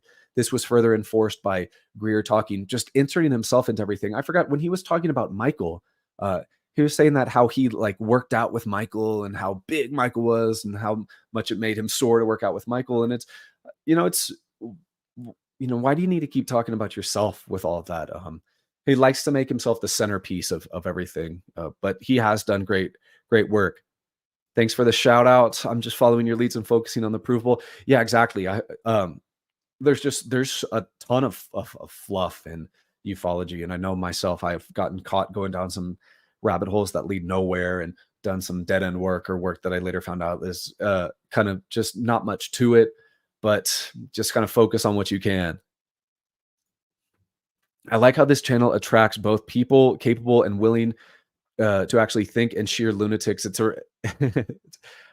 I don't know. I think everybody here is pretty crafty, pretty smart. I don't think I know of any lunatics in this chat. Everybody's pretty brilliant, especially as we saw last week, man. Everybody has something to say, something to add. I'd love every single person in here. Implementing closed loop process systems. Oh, I think I'm stumbling upon a conversation in the chat here. You guys keep going, and I'll get the summary at the end. Definitely has hundreds of USAP whistleblowers in there. Correct. A lot. Trust me, as I've spent an uncomfortable amount of time pouring through the UFO witnesses list, and I plan to make multiple more videos on. Hold on. Let me actually ask a question. If there are a lot of sources that I want to cover in the redacted files that I have some interesting information on. Even if I can't talk to these people, because there are some others who I've identified who I'm trying to talk to, even if I can't talk about them, do you guys still want me to cover them? Or is that kind of like not as interesting? Because there's like a 7 to 10 other people I would like to cover, but I've been hesitant to do so unless I have spoken to them. But if you guys still want to see that, even just kind of my research on there, I would gladly do that as well. Gladly. I appreciate and admire that you speak your mind. That's the martial artist in you. Thank you very much. I got to be careful speaking my mind. I think just because I have a platform where I make videos, it's just important to kind of say when I don't know something. I'll speak my mind, but then I'll say it. If it's got some nonsense in there, then I'll say it. Have you heard about the big homie C? Yeah. Let me grab a quick drink of water. I'll do it away from the mic so I don't sound like I'm slurping in the mic. I find it interesting, but there's not much for me to investigate there, but it is interesting. Dodie's sus. I was surprised to make connections to Lou's book. Dodie is very sus. Sorry. You should research the connections between DMT and NHI. I forgot the name of the researcher who wrote that book, but he was working with John Mack. That's not the work of. No, that's not Terrence McKenna. He worked with psilocybin, right? I actually would like to pursue that more. I think it's very interesting because there's the claims of like Alex Jones of DMT and NHI, but then there's a lot more grounded research. So I would like to go down that rabbit hole. USAF disinformation agent. I think Doty was AFSOI, right? Maybe I can targeted Benowitz. Yes. Crazy committed suicide. Yes. These are all great points for anybody kind of looking into Doty. Why all the hate on Greer? I think people just have very hot and cold opinions on Greer. Uh, I don't think that as that's much hate as it is people being rightfully critical of Greer. Now, people are often very critical of Greer, and I support that, but I also preach time and time again. It's also important to give Greer credit where credit is due because Greer has done incredible work, and the field of ufology would not be where it is today without Greer. Absolutely not. Hey, Townie 3057. Thank you for the Australian 30 bucks. I really appreciate that, man. Thank you so much for tuning in. Thank you very much. Other than personal opinions, what's the deal about Greer? Um, this is just kind of what we discussed earlier that with a lot of witnesses, he will kind of make their story his own, as kind of I saw firsthand, and kind of make himself the center of everything in his event today. He practices terrible operational security, stating that he cares for the sanctity of whistleblowers and their anonymity, but he violates OPSEC horrifically in the worst way I have ever seen with TB. I grappled with even publishing that his account for so long with TB because I knew that anybody could just hop on the DPI archive and find a name associated with it within seconds. But Greer violates OPSEC, and I just don't think he does enough work to vet all of the people who contact him. I think anybody who kind of contacts him, if there's a story there, he just throws it into the witness list, right? Because there's in the witness list, I think it's just stuffed for quantity over quality because there's so many names in that are just like point of contact to other witnesses, and that stuff should just be used for internal use, right? Like there's no need for the average researcher like me to get any value out of witness. This isn't an actual number, but 11067, who is a point of contact to other points of contact. There's nothing of value there. Flying Lotus, thank you so much, dude. I appreciate that. I think coming up, Flying Lotus and I are going to play some Black Ops as it comes out. If anybody else wants to play some Black Ops with us, we'll do it. We'll do it in the Discord, and that should be a ton of fun. A ton of fun. Faking CE5 stuff. I've seen nothing about the CE5, so I really don't kind of know anything about that. But I do struggle with the images he posts that are supposedly CE5 stuff. There's it's just kind of lights. And as we saw with the saucer photo that was taken from a Chile case, that as far as we know, Greer is not associated with that case. And again, I just want to say this again. I know I'm being very critical of Greer, but I could also spend an equal amount of time celebrating the great work he's done. I'm just going to shout out again the interview he did with Jonathan Wigand, which is a wonderful piece. And you can read the actual written description in the DPI archive. In the 2001 disclosure briefing document, he also provides his estimate on the black operation situation in terms of how this program operates quasi-nationally, basically relate or performs off the books, has almost mastered extraterrestrial technology, commands ARVs and so forth. Excellent piece. And I do need to state that Greer did, in fact, maybe it's not necessarily a brief, but did speak to Admiral Thomas Wilson, amongst others, about UFOs in 97. That is true. That dude, you are that dude. Telekinesis beats. Thank you very much. Philip Corso is the smoking gun. Philip Corso is excellent. I have talked to an individual who uh, was saying they know some like inside stuff in corporations, and they have recommended Corso, a lot of Corso's work. So that's really interesting. Greer has helped to further bring attention to UAP, UFO, USO. So in some aspects, he did some good for the topic, but it's a double-edged sword. So he's kept some that agreed. I think that's a really good way to put a double-edged sword. With the bad with Greer, I'm going to start dosing in some of the good with Greer, because even though a lot of today with the what's it called, his event, I know I harped on a lot of points saying like, oh, Greer stuffed himself into here, but still all of this work is out of decades of labor, decades. Will be Milo, I love you as well. Thank you very much. I guess we'll know moving forward who's full of crap and who isn't. I very much hope so. I absolutely hope so. Any thoughts on Tim Ventura and Friends? Why do I know that name? You guys are gonna roast me for not knowing Tim Ventura off the top of my head. Somebody remind me, and I will remember. I will absolutely remember. Do I have plans to collaborate with any other UFO related YouTube channels, Night Shift and Vetted? I'm asking as they've shown keen interest in talking to you. No, that's not so much my thing. Collabs, Jesse Michaels and John Michael Godier.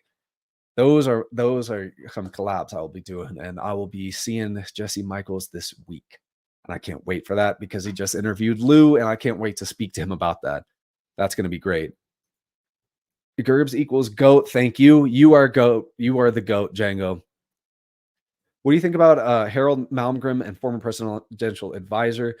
Malmgren is extremely interesting, and so is his daughter. And I would like to speak to his daughter as she has made some excellent claims as well. Excellent claims.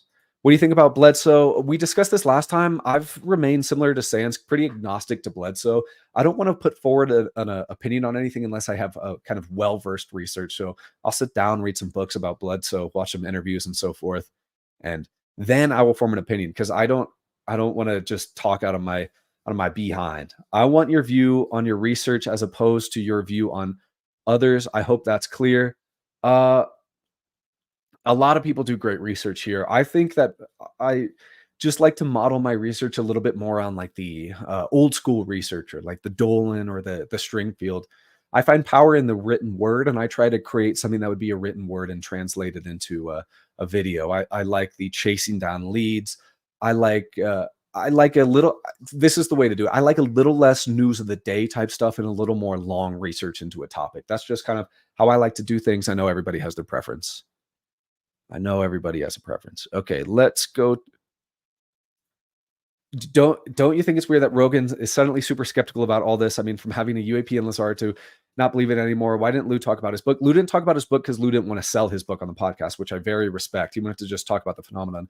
It's interesting how whenever there's a UAP related guy on Joe Rogan, Mike Baker, the CIA, former CIA guy, is right there to clean it up. I think Baker has 14 appearances on JRE. It's also really interesting to see Joe's I think Joe just likes to believe kind of what's in the cool conspiracy, right? Because when he was really into UFOs, this was like 20 early or mid 2010s when the subject wasn't as popular as it was. There wasn't as much serious research, and uh, he just kind of liked that it was more of a conspiracy. In a way, I think he's a little bit more of a calm Eddie Bravo, and we love Eddie Bravo. If you Joe Rogan's episodes with Eddie Bravo and Alex Jones are some of the best entertainment you will ever see ever. Speaking your mind is potentially going to cost you. Are you scared even a little? Uh no, no. I mean, I'd probably cross some toes, but uh it's all good. Rick Strassman. Where have I heard that name before, Lotus? Where have I heard that name? Ever heard of Friedwart Winterberg? I That name rings a bell, but I can't reference it off the top of my head. Uh I have come across the names Falcon and Condor. I think this was in actually a Greer Witness, 1980s, in reference to like a blue team as well. I have to find those files, but yes, I have. Greer presents himself in a polarizing way, but if he's right even 10% of the time, then he's a valuable addition. Yes, absolutely. That's why everything that Greer puts out, I think, needs to be researched independently from everything else and studied. People mainly criticize Greer because of CE5 and how he monetizing it while appearing to provide no evidence that it works. I think so. I think that's a good point because uh, a lot of the CE5 stuff is really pricey. I think in my Discord, I did kind of like a event revenue of this event that he did today just to kind of get a ballpark picture. I think the place in which he spoke in London housed like 800 people, and we'll just say that it was at full capacity. So between tickets in there, $75, and then webinar tickets and stuff, I think it was like a gross of $45,000. And this wasn't counting the 1,500 to sit and have dinner with Greer. So I just think he pushes the monetary incentive pretty heavy because he especially asks for donations and stuff for DPI archive. So I think he just really pushes that. Jangy Squish, DMT is not the answer. Bufo toad or 5-MeO DMT synthetic toad are the substances that will. I'm not too well versed in psychedelics, so I don't know how much I can answer there. Greer, just in terms of the impact is made, is up there with Jacques Vallée and Jean Mack and those figures. He is, yeah. Greer is on the Mount Rushmore of UFO researchers, and I will say that. Has Greer said anything recently about Lou Elizondo / imminent? I think Greer is critical of Lou Elizondo, and I'm trying to remember that right now. But I do think that. I do think Greer is a charlatan. I can understand why you think so. There is a disinformation campaign to ruin Greer's name, especially on Twitter. The MIC hates him. I wouldn't be surprised, but I think Greer is one of those guys that they can just kind of let go and do his own thing because as you see in the comments, Greer is so polarizing. Everybody is so polarized about Greer. Um, so many people think, he might be a charlatan. So many people respect him, and so many people are in between. So I think Greer does that himself, to be honest. What are your thoughts on Rogan? Isn't it sus, suddenly a skeptic anymore? Yes, absolutely. I find it weird when to think about when he had guests like Travis Walton on and Bob, who I stay away from talking about Bob. I've said this before because I want so badly to believe Bob. I can't really look at his case with a critical analysis because if I see the discrepancies in education, I'll just try and explain it away as best as I can. But Joe was so easy on Bob, especially when Bob had migraines when he couldn't answer a question. But Joe, when he spoke to Grush in particular, I know because I've watched that interview like 50 times, was extremely harsh and not a very gracious host, in my opinion. Greer has beef with Elizondo. Yes. Yes. Sorry for repeating the question. Didn't come through before. I wanted to ask what made you consider the phenomenon being real. For me, it was the Nimitz incident since I am into jets. That's a good one. I think that I don't know if there was one specific incident that made me just say, holy cow, the phenomenon is real, just because I've been studying this since I was just so young. In my mind, just with all the encounters I read about, especially when I was young, I was really into Air Force sightings and not dog fights with craft, but like military sightings because I was so into military jets and UFOs. I've just always in like the back of my head until I reached an older age, just kind of had to assume there was validity to this and so forth. So I don't think I would like to hear from you guys. What was your like shining moment that made you say, holy cow, this is real? I'd like to hear that from you guys. Rogan, Mike Baker, every time he talk, yeah, that's really funny. Uh, Lou said a prominent member of the disclosure movement is disinfo. He was probably referring to Greer. Yeah, that was on a Sean Ryan, right? No, that was Timber Shet. I think it was on the Sean Ryan show. He referred to maybe I'm thinking of a different incident, but Timber Shet said something similar. I feel like you should do a video on DMT research in NHI as see some people see entities on doing DMT. That'd be fun. I'd like that, but I will have to do a lot of research because I know very, very, very little about psychedelics. Very little. I really think we should are yeah, I'm just not well versed. People like to crap on Greer for the sake of saying something. They don't bother doing the research and go very deep on it. ARVs, psychotronics, EMWs, DEWs, MK Ultra, etc. I agree. I completely agree. A lot of the way Greer phrases stuff is very outlandish and standoffish. So even stuff like P3 and consciousness connection, Greer's been talking about for a while, and I fell into the pitfall you're talking about kind of brushing that stuff off because I thought it was a little too far fetched for me to pay attention to until I really started kind of sitting back and thinking about things. Have you ever done any videos on June Crane? I have not, but that would be interesting. Did you read Crash at Corona from Stanton Friedman? I didn't read Crash at Corona from Stanton Friedman, but I have read about the Corona crash and talked about it with Ryan Wood. And I think Wood, as well as I think James Rigney, the guy who leaked the Wilson Davis documents, thinks that some details of Roswell are kind of mixed in with other crashes around the same time. And one of those is Corona and so forth. What's your take on Rogan recently? I think you got warned by feds to stop talking too much. I wouldn't be surprised. I used to be a big Joe Rogan listener, but I feel like the quality of guests have died off and the talking points aren't nearly as interesting to me. What have you heard of Harry Drew and do you think he is honest? That is very interesting. I spoke about Harry Drew and the Kingman crash very recently. I'm not going to say their name just because I don't know if they want to kind of talk about that they're working on this, but an interesting channel and myself were trying to track down Harry Drew's documentary about what he had a documentary about Kingman, and we've been trying to track that down. Right now, it's only been really a DVD that was sold with his book on Kingman. I can't remember what it's called right now, like the fifth day in May or something like that. I'm trying to remember what it's called. But yeah, Harry Drew is the person that proposed that there were three Kingman crashes. The first was a controlled descent. First was a controlled descent, and the second two were crashes, two of which contained bodies as well. And this occurred over late May 1953. Harry Drew is really interesting. I need to track down that dang documentary. Ross Campbell says Kingman is extremely important. I agree. I think it's crucial to track down that dang documentary and continue to study. I like to think back to the Chris Mellon signal exchange he released with a USG individual who talked about an SES gatekeeper in the Air Force and Kingman. Joe got warned big time. I think it's very possible. I'm sorry. I'm trying to keep up with everything. If we talk about something, then like 5 minutes later, I get to the comment. I'm sorry about that, guys. Mike Baker talks for hours and says nothing. He does. I remember back in like 2017, I saw a Mike Baker episode. And I said, "Holy cow, a CIA operative? What's it going to be?" And this guy just jabbers on with not much interesting to say. I dig Greer's view on drones versus UAP. I have a feeling he's onto something. The camo drones jellyfish is a big retriever for DoD. Yeah, I found more and more I've warmed up to the idea that there's a more of a mix of ARV versus UAP, according to Greer. Bradley, what's up? You have missed quite a lot, and I would recommend starting from the beginning because we talked about Greer's entire presentation today.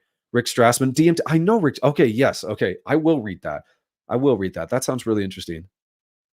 I think Rogan might still believe.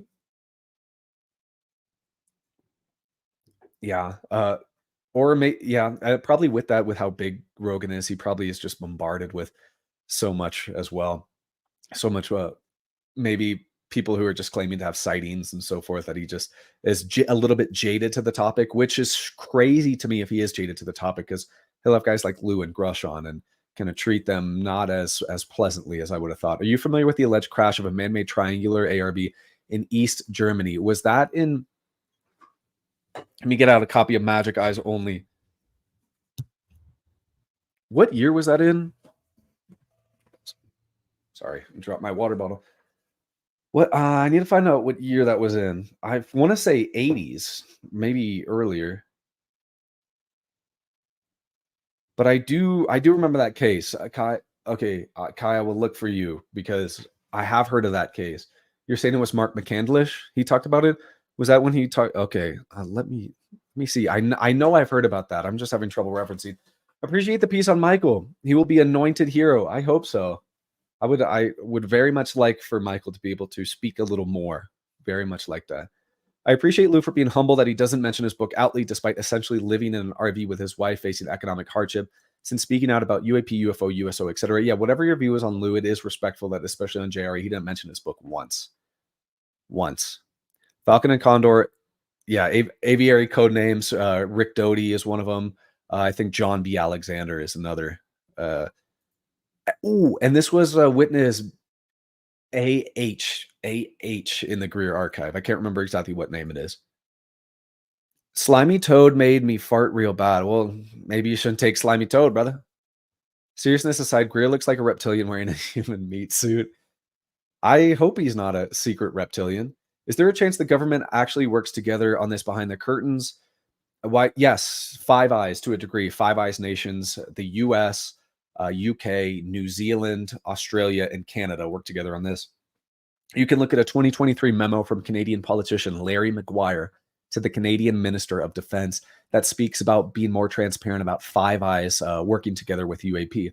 If you listen to the UK the infographics whistleblower I covered, and you take that testimony as a real testimony or just somebody giving a real testimony, you remember that Europe and many countries in Europe have a default agreement with the US that the US gets ownership of those technologies. Really respect your view on Greer. Obviously, you have issues with him, but you don't turn a blind eye to his data. Absolutely not. The DPI archive has been a true gift. A true gift. I have tried Greer CE5 protocols myself at home. It worked. Objects legit started appearing, disappearing, flashing, and interacting with my thoughts. I would like to hear more. At what elevation did they appear? Were they just light sources? Could you make out like a tangible craft design? Tell us more. I think that's very interesting. Very interesting. Tim Ventura works at All Propulsion APEC, works with Mark Sokol, Charles Bueller, Drew Arajima. I have heard of him, but I've never really dove into any of his work. Sorry. How many whistleblowers do you think will appear at the next UAP hearing? Probably right now, I don't have very high hopes for many.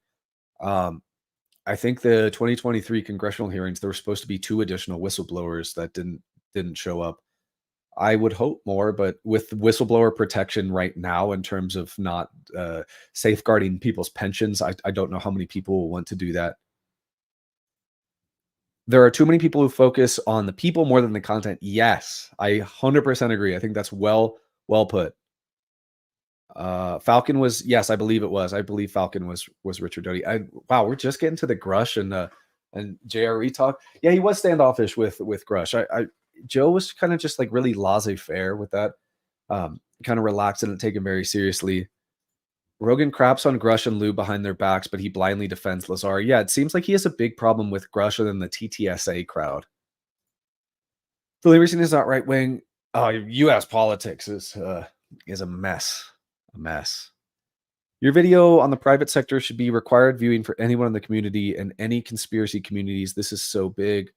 Uh, I appreciate that. Thank you. Are you talking Battelle, Lockheed, or SAIC? Tim Burchett recently said that the next hearings will likely primarily consist of scientists and more pilots. Yeah, as much as I enjoy hearing about Ryan Graves, we need firsthand testimony of the people that Greer says he's talking to, about people who have actually retrieved craft, like he said, who flew him over the Hellendale plant. Rogan is being led by gatekeepers. I wouldn't be surprised. We should deep dive CEO of these companies with special access programs. I bet something surfaces. Someone was, oh, that reminds me. Greer said his uncle was the Grumman in Northrop Grumman, but that he had no knowledge of UAP situations.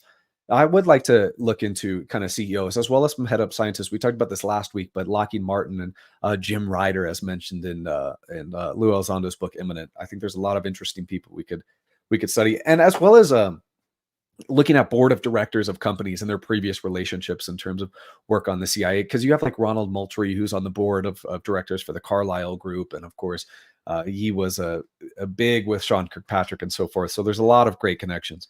For me, it was Mark McCandlish. I see what you're saying. Mark McCandlish kind of broke that ground for you. Mark McCandlish's story is excellent. I really want to cover it in full detail and give it the true justice it deserves.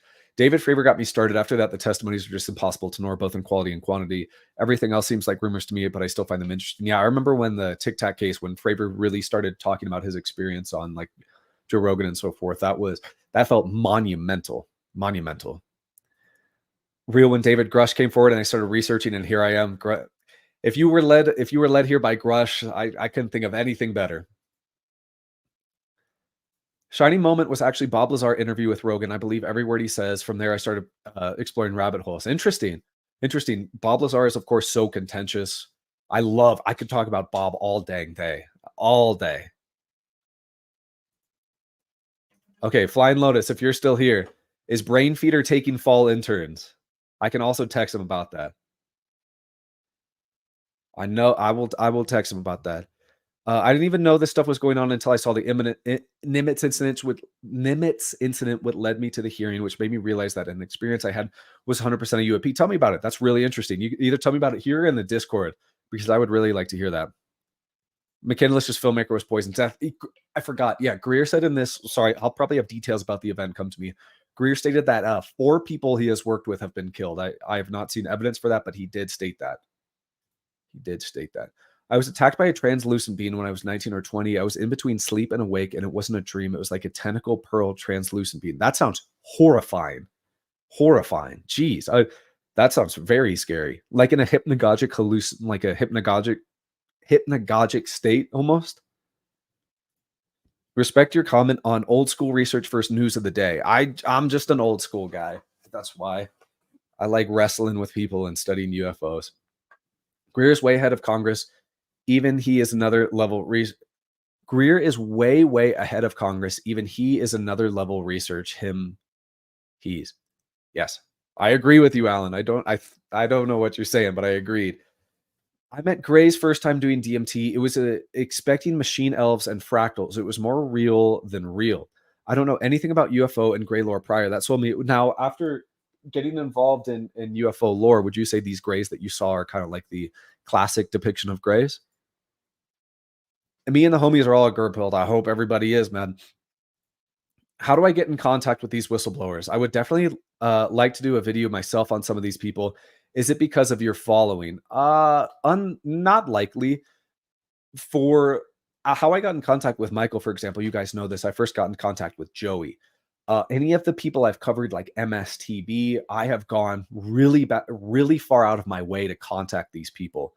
Um, Discerning the names on the DPI archive has taken anywhere from 5 minutes with TB to a week to try to find these names. Then, of course, it involves contacting these people, seeing if they'll be willing to talk. I can't tell you how. I have a dozen people who have told me no, not interested. Uh, I mean, the name is listed in the archive, but I'm going to double check the archive because I don't want to burn the name if it's not there. But there was a doctor that Greer stated had a UAP encounter on a ship, on a Navy ship, who a UAP came out of the water, landed nearby, and basically destroyed some of the local surroundings just with its landing. In the archives with Greer, this individual also apparently had a point of contact to a former Navy SEAL who was in charge of tracking UAPs coming out of a certain location. I don't know what this location is underwater. I contacted this person. I said, and I will say who the person is next live if I find their name is still in the DPI archive because it's listed outright. But I contacted this person. They're an elderly doctor. And I said, hey, would you be interested in talking about this? I found your name in the DPI archive. They didn't say no, it's not true. They just said, I'm not interested. And kind of a little back and forth with them telling me to kind of get lost. So that was pretty dang interesting to me. 7 days in May. That's it. I was almost on it. Almost on it. When I said I wanted your views, it was in reference to whistleblowers you haven't spoken to directly, Garib. Oh, okay.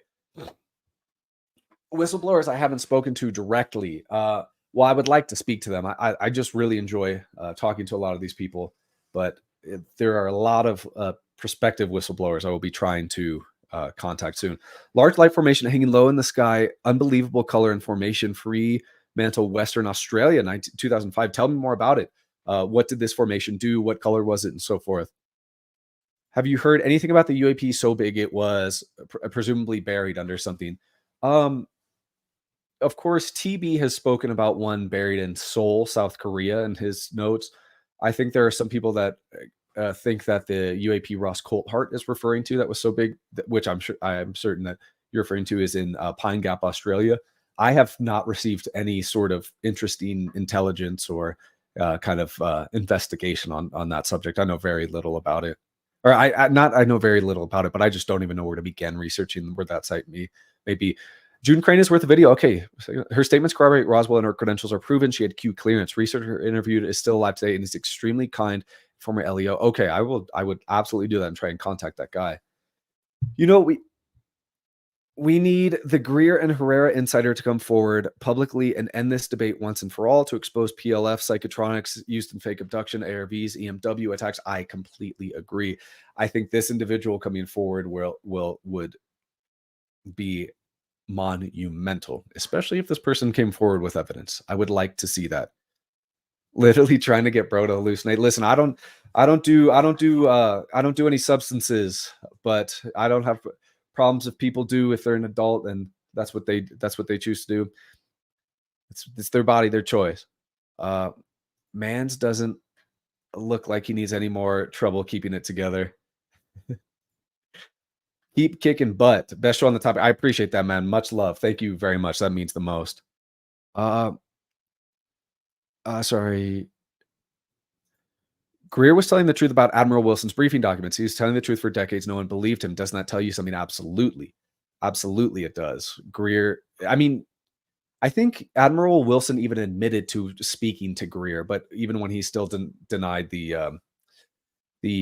sorry, my brain's being skated. Even when he denied the allegations of the Wilson Davis memo being true, but Greer did do that. Yes, that is why I took the approach I did with Greer's witnesses, that they really need to be investigated. The filter, who has big eyes? Let me know who has the big eyes. I'd like to hear about that. Love what you do. Keep the deep dives. Thank you for sharing your excellent work. Had some weird results with CE5 over the years, but recommend it, even if it's just to go stargazing. I would like to hear about this. Absolutely, please. Mark, yes, this is important to know about Mark. Mark was an aerospace contractor illustrator. He did a ton of work, a ton of great work, and he also has a lot of interesting points of contact and so forth. Let me get some cold brew. Sorry, guys. Remember when Doty said ETs like straw?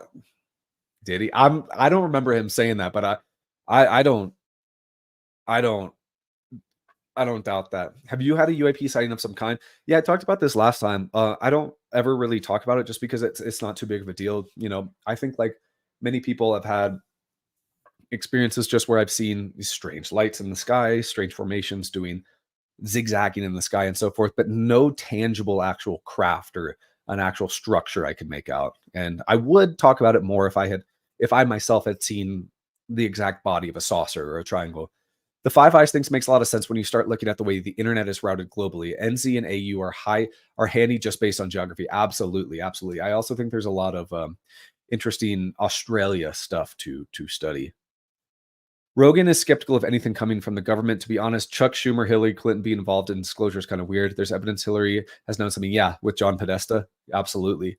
That is weird. And maybe that ties into what we talked about at the beginning of this live stream where Greer talked about first being approached to by white hats or blue team under the Clinton administration. Who knows?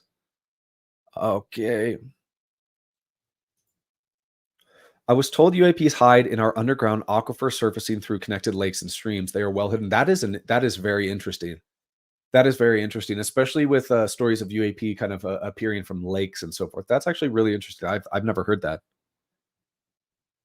You're spying on your, yeah, that's a good point. Five Eyes joint intelligence. What are your thoughts on the UFO that is way too big to move? Elizondo was asked about it in a recent interview. We just talked about this. That is I think, originally proposed by Ross Coulthart. I've heard some people say Seoul, South Korea. Some people say Pine Gap, Australia. I don't know what the I don't know what the heck to think. Really, Greer's worth researching. The guy is a lot more in the know than anyone else in the field. He has risked his life dedicated to this and was a trauma surgeon. Absolutely. That is why I have dedicated probably 2 hours of every single day to studying Greer's materials. Absolutely. Agreed with all this witness folks on Fravor or Graves. There are so many better cases and witnesses out there. I agree. One of those I'd like to see is Mr. TB. Great point mentioning Hellendale radar cross section facility is definitely a place worth keeping an eye on. It was as was the Lockheed Lighthouse in Virginia. Yeah, that's an interesting location to mention. Again, if you weren't here when we talked about the Hellendale site earlier, Greer in his symposium today talked about Hellendale, posted pictures of it, said he was flown over this site, but didn't mention Hellendale. Also checked the DPI archive and found it very strange that all sort of images of Hellendale and references to Hellendale were kind of taken off the photo site. Greer and Graves are such experienced pilots, as were the radar operators. Yes. No, I think the balloon, those cases are not, especially multi-sensor detection like that. No, what are your thoughts about the Soviet Union UFO cases where a UFO above a nuclear silo is activated multiple nuclear ICBMs? Yeah, that's so interesting because, of course, in a lot of our cases here, Manat AFB, any cases, Malmstrom around nuclear arms, it always seems like that the Minutemen missiles or the ICBMs are basically effectively rendered useless when there are Russian cases about them almost being activated. I don't know what to think about that, to be honest. Really don't. I can't prove it, but I remember reading Trump was only briefed on UAP. Uh, mhm. You remembering that from Lou and Ross Coulthart have both said that. Why would our UAP moderators claim Greer is a charlatan? I had a post removed a while back after sharing a link to one of his documents. I don't know. I think that's kind of bogus. Sharing Greer documents is kind of wild to just say that's a disinformation or not true. That would be huge. Appreciate it. Been talking with Stones for recently, but brain feeder internship would be a dream. How can I send you my contact info? Either join the Discord. I'll post the link in the here. Sorry. I need to remember how to invite people. I'll post the Discord link in here. Otherwise, uapgerb@gmail.com. Here's the Discord link if anybody would like to join. There's been some good discussion today, and you can see all my notes as they were from today's presentation. Heaps of short boys.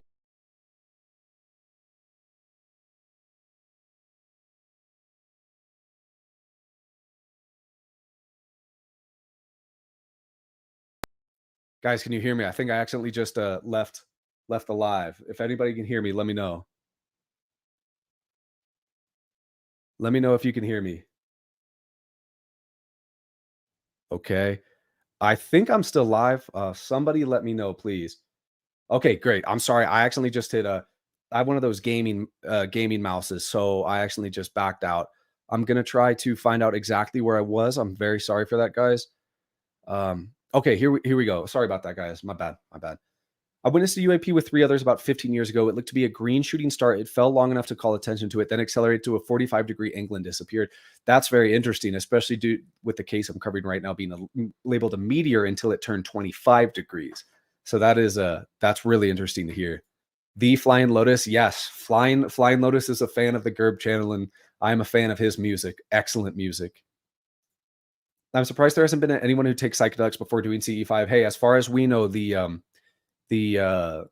P3 people are given a cocktail of drugs before their what we would call their version of CE5 experience. I wanted to know what I've seen ever since. No idea what it could do. These things I saw it do. Yeah, I when you see impossible feats in the sky, it is a very strange. Let's go to tell us that triangle formation. Okay, you were talking about your UFO sighting. Triangle formation, triangle light formation above your garden, coming to a sudden stop, changing colors, pulsating, suddenly skipping, flying off into an instant at the speed of a modern day jet. I wonder if that is like a TR3B or a ARV. Uh, People love dismissing plant-based contact experience. I think so. I don't have a lot of. I'm pretty uninformed on any sort of psychedelic, so my opinion is probably one of the most ill-informed out there. It still amazes me that Schumer Round's memo doesn't get more attention because the fact they both pushed for it, yes, especially with 27 mentions of non-human intelligence, the mention of legacy programs, the mention of UAP materials being misclassified under the 1954 Atomic Energy Agreement under transclassified foreign nuclear materials. Um, let's go.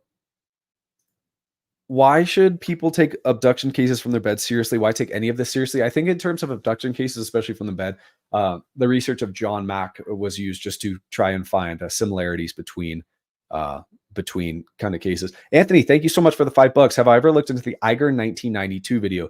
The detail in the life form makes it hard to debunk. I feel like I've heard of that.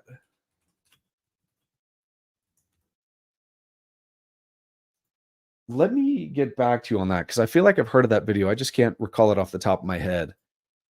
Uh, I love your logical, no clickbait approach. Your channel is massively undersubscribed. I appreciate that. I hate clickbait because I grew up before clickbait was a real thing.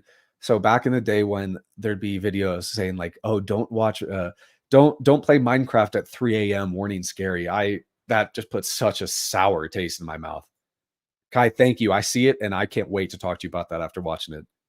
It's sad what happened to Mark. Absolutely. Hey, what's up, Aussie? My Aussie brethren. Nice to see you, man. Why are there so many Democrats involved in disclosure? Interesting question, especially kind of Clinton, Podesta, and so forth. Now it's a hopefully we can continue this issue being a little bit more middle of the aisle. Some of the best UAP content out there. I appreciate that, man. Seriously, much love. That means the most. Um, let's see. Let's get to a video debunking Mick West claims. That would be fun. I see. I leave that to guys like Merrick Von Damick. I can never say his last name. I leave that to men like that who are a little bit more well versed in their claims of counter analyses because I don't have the same analysis skills on sightings and so forth as Merrick does to kind of counter Mick West's claims and so forth. Of course, I could when he says stuff just really out of pocket stuff when it comes to kind of whistleblowers and so forth. That would be let's see. Hillary wanted disclosure, but Obama got out of the way to comment on UFOs and is making a Betty. That is weird that Obama is now producing a Betty and Barney Hill documentary. I haven't heard any update on that. If have you? I first met Greer in the '90s in Pensacola, Florida, at Sacred Heart Hospital. He was a trauma surgeon at Sacred Heart, right? I think that's where he was. Are the Illuminati in contact with the Bata and the HI, and the ones being shot down are the good guys? I don't know. Of course, I've heard of interfactionality of NHIs and ETs, but I'm not sure to what extent that goes. And of course, you listen to David Grush talk about agreements with NHI. I'm not sure what agreements have been made with whom. Police chiefs across the U.S. have issued the first official. That's very interesting. Ross Coulthard posted that last week. providing law enforcement enforcement officers with instructions on how to report and respond. Yes, that's great. I'll link that in the Discord because that's a really good document. But from what I hear, right-wing presidents are disproportionately briefed as there's a strong presence of fascist and/or religious fundamentalists, such as Colin Fleet in the program. I've heard that too, especially of interest being briefed, who I think is a little overlooked, is Lyndon B. Johnson. I'll give you guys a little tasty treat right here. Lyndon B. Johnson, you guys remember my video on Dr. Robert Sarbacher, who talked about Dr. Eric Walker being involved in UFO crash retrieval since the early 1950s with Vannevar Bush. Robert Sarbacher also self-admitted that he was part of UAP collection efforts, as well as knew what the Majestic 12 was, as well as said he was himself present at the Kecksburg UFO crash in 1965. Well, Dr. Eric Walker and Lyndon B. Johnson had a very close correspondence where they would send each other very personal letters. So that's really interesting to see the link between those two. Uh, what do I think of the I saw the image, but I never investigated further. Maybe I will sometime, but there was just so much there's just always so much going on, so many cases to look at. Uh Edgar Mitchell spoke about this. Edgar Mitchell and Gordon Cooper. Very interesting guys. What's up, Awakening to Reality? How you doing, bro? How you doing? Loud and clear. Okay, I think this is when I just got back. If the feds got me, I'll go kicking and screaming, man. I'll go kicking and screaming. Hey, Jorgen, thank you for the 119 Norwegian krona. How far back do you believe IC has investigated, infiltrated the phenomena? An example, did ONI cover the Aurora incident? That's a great question. I'd say at least 1933. The Aurora incident, I think, is a case that really warrants a lot of investigation, especially due to some of the circumstantial, not really evidence, but circumstantial details of the case being really interesting, such as the idea that some of the craft parts were thrown down a well, which poisoned local residents and so forth. Possibly before then, but I think maybe the earliest we could go is maybe 1897 with the Aurora incident. But thank you again, man. I really appreciate that. What do you think about the UAP tether incident? I know you did a video on fast walkers, but I don't remember if you covered that incident. I don't think I did cover that incident. Now, I would actually like to cover the UAP tether incident. Doing yourself a disservice by contact experiences.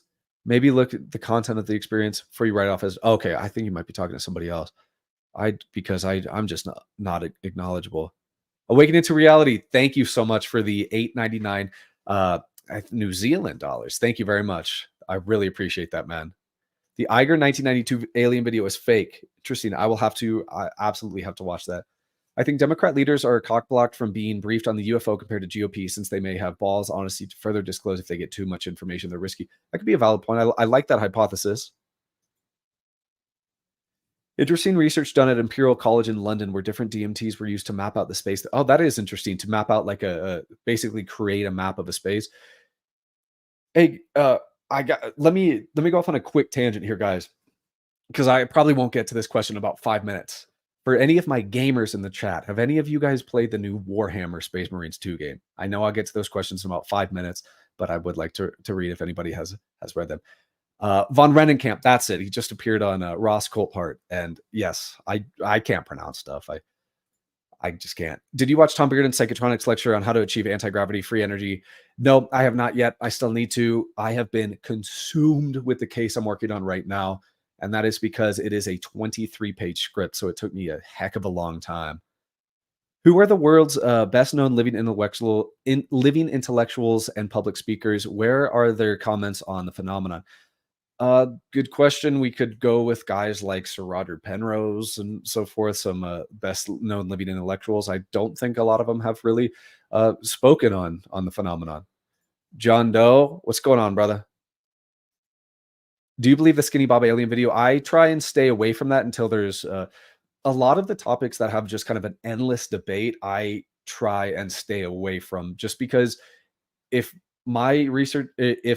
not a lot of research has been advanced on something and maybe my research is just going to get caught in the same loop, I might just kind of wait a little bit until I have some actionable information to pursue on stuff. And I do not on Skinny Bob right now. As a youngster, I loved watching the dang video. I'll tell you that much. America is afraid of the phenomenon. It is communist Nazi, but they're becoming what they sought to destroy. Its 4D chess. Absolutely, in the Cold War and so forth. We absolutely were. Absolutely. It goes all the way back to Project Paperclip and Alan Dulles. Yes, Alan Dulles and the 1933 Magenta crash, the Dulles old boys.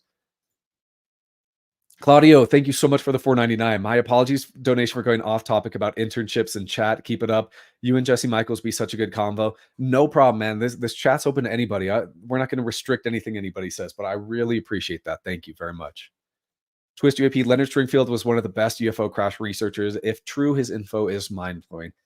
I'd like to take a second, and I know I say this in every single video, and in my upcoming video, I will talk about Stringfield at length, but Stringfield is the best of the best. UFO crash retrievals parts 1 through 7 are sublime. That is what I will stand by as the best ever work done on the subject in terms of crash retrievals. It is phenomenal, sublime. Leonard Stringfield is the best. One of my personal dreams is to be able to access his personal records at MUFON Cincinnati, sit with a cold brew for 12 hours and read every single note he ever took. The tether video is wild, yes. Uh, the Cabal's goal is full spectrum of dominance, as they say in official documents. To achieve that, they need the whole world to unite around fear. Perfect way to do that is through a fake ET invasion, or as David Grush would say, feudalistic dominance. And I agree. I still have my problems with paperclip or I'm sorry, the idea of Project Bluebeam and so forth, but I do understand that point. I think the unbearable truth of the phenomenon might be that there's an afterlife for everyone, and the unbearable part is where the world collapses due to people self-checking out. I think that was explored in a movie, right, with Jason Segel. I don't think it was very good, but I think that concept was explored. What would people do if they learned they had an afterlife? That's an interesting idea. Oh, no worries with spam, Mrs. Floyd.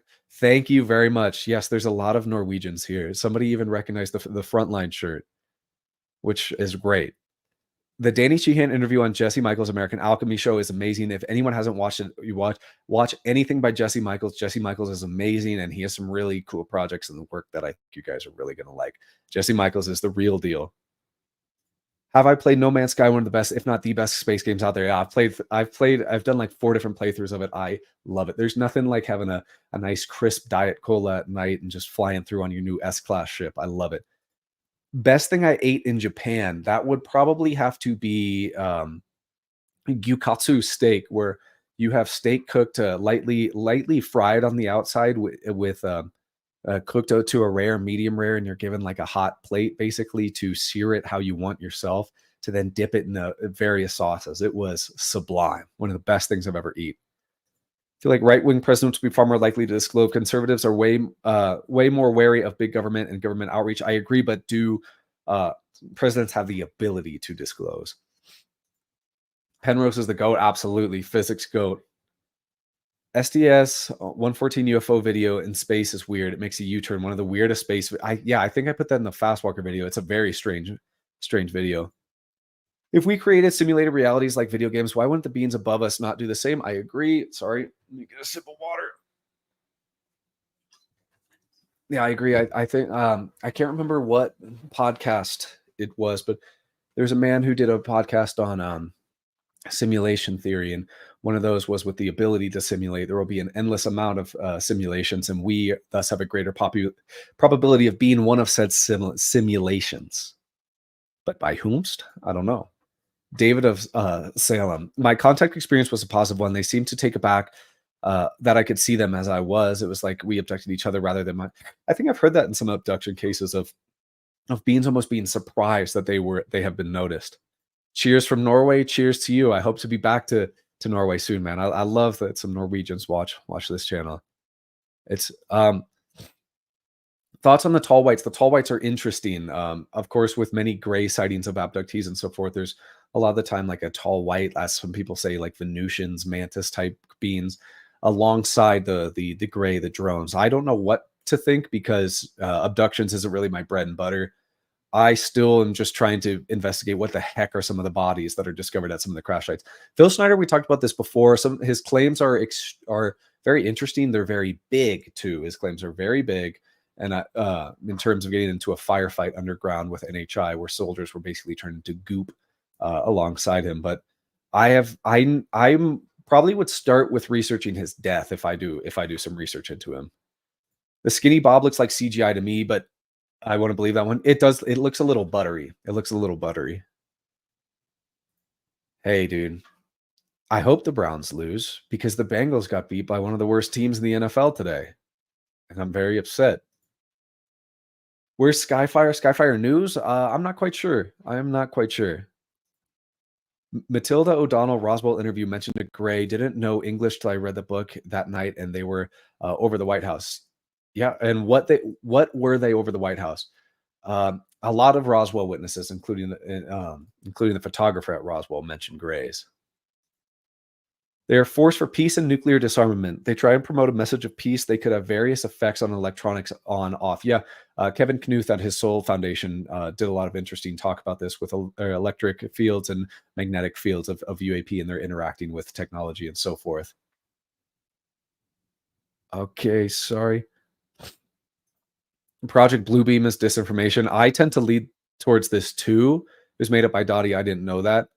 Um, I mm, Bluebeam, at least in my experience, has been used by people I know who want to discount UFOs. And I know in that comment I said like I could understand the utilizing of a fake invasion for fear, but I still think that that is mainly based off of Reagan's speech and disinformation.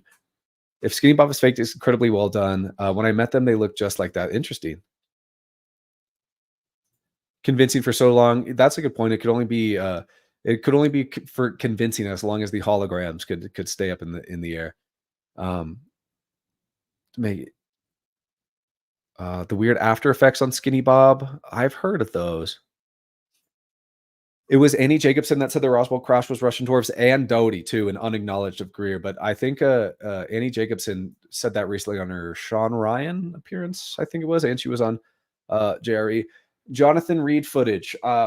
Listen, I heard of Jonathan Reed a long time ago on Mysterious Universe. If you guys know that podcast, it's great. And his story was, I think, I almost positive this is Jonathan Reed's story because of the NHI body.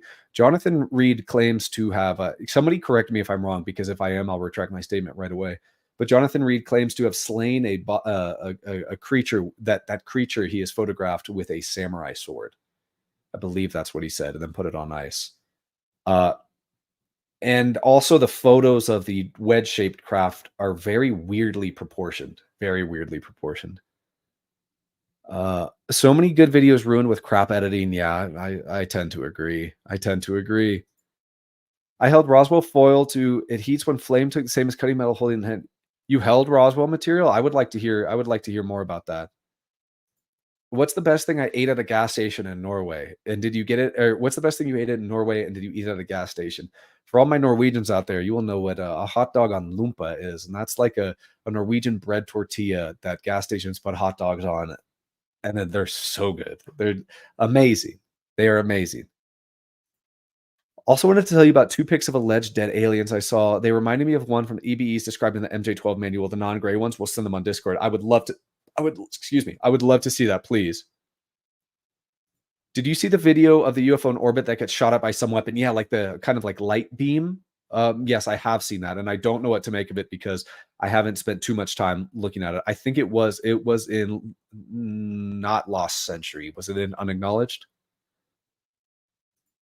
Take a look at UAP Gerb's eyes. He is a Pleiadian alien. That'd be cool, man. I wish I was. If I was, I'd be the first to tell you, but I am just a human.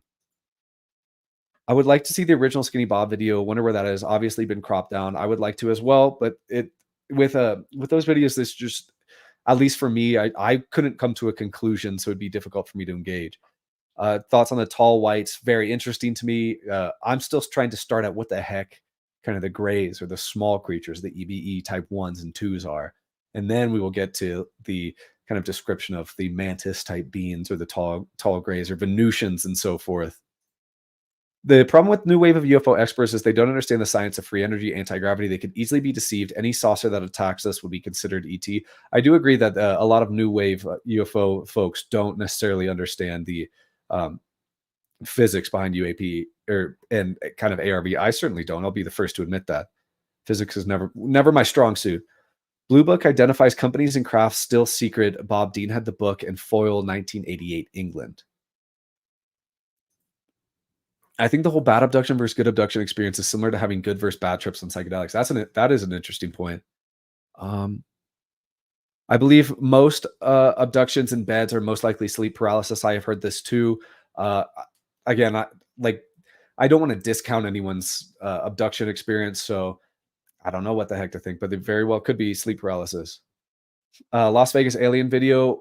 eh, I don't think anything ever came of that, right? I think Stephen Donor on Twitter said he was interviewing the uh, person who took that footage, right? But I don't think anything ever came of that, if I'm remembering correctly. I stayed far away from that in the Miami Mall stuff. Just wasn't not the sort of case I'd be investigating.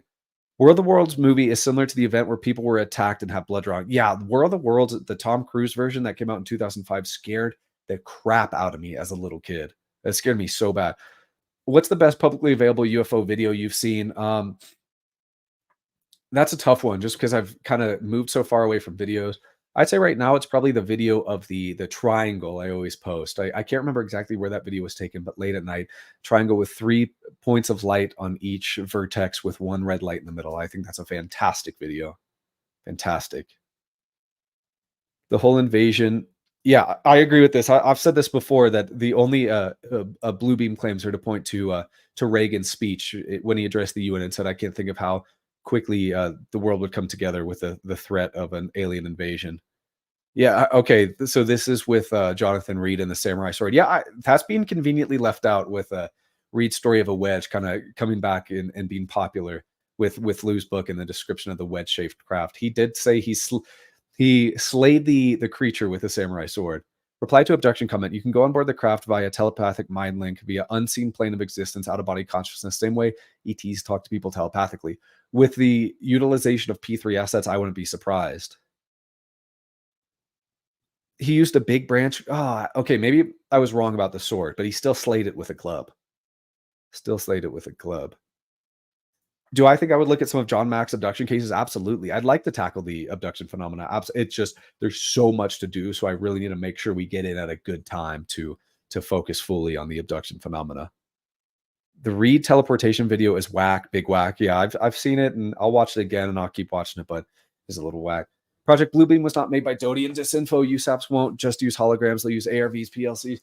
I think, yeah, this is what Greer would state, right? Especially with Witness TE or ET, I can't quite remember, and the fake the PLF abduction he occurred when he left the Nellis retrieval team.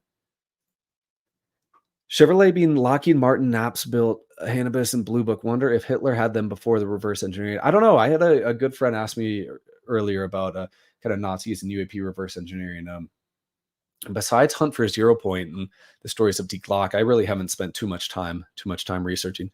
Will Grush's op-ed come out this year? I truly hope so. I truly hope so. Will it be? Is it still stuck in Dopser? I'm not quite sure. Now, Grush is definitely not being lazy. I definitely think he is doing a lot of work behind the scenes, but I truly hope so. If the teleportation video didn't exist, the alien body would have to be significantly more credible. Unfortunately, dude decided to ride a weird hype train to nowhere. Yes. Have you seen the Sentinel Arizona footage recorded by Nick Williams? I don't think so, but I would like to see that. That was a ET UFO being shot with scalar waves and EM system weapons. That's the situation for almost a century. Yes, I have heard that as well, and I'm coming to start to really seriously research that topic of scalar weapons and kind of what Greer says about targeting craft. Plasma propulsion, MHD plasma, if I'm being correct. I think Oak Shannon has some notes on this that operate in like the 3.5 gigahertz range. Creates a cloud which they use as camouflage and to cool down the craft. Now, what I have heard is that early types of ARVs used MHD plasma style propulsion when later configurations have used actual like anti-gravity techniques. Do I have anything to back that up or any evidence or research that? No, but I've heard that before. MH370. I think we'll probably stay away from MH370 on the channel. I think it's it's a very toxic subject at the moment. Oh yeah, Reed stated his dog was turned to ash. That also reminds me of the 1950s Maori incident where I think a saucer discharged material. I can't remember if that case was labeled as a hoax or not, or found to be, but where material allegedly hit a dog.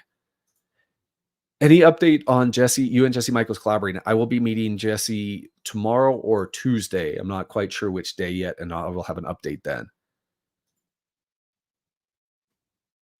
What about the phenomena would you like to research the most aside from UAP, psionics, remote viewing? Uh, so that's tough because crash retrieval and reverse engineering are what I like the most. At this point, I'd probably like to go down, and I'll say I'll throw in ARVs. I can't throw ARVs in there as well because I want to research that, and I'll take.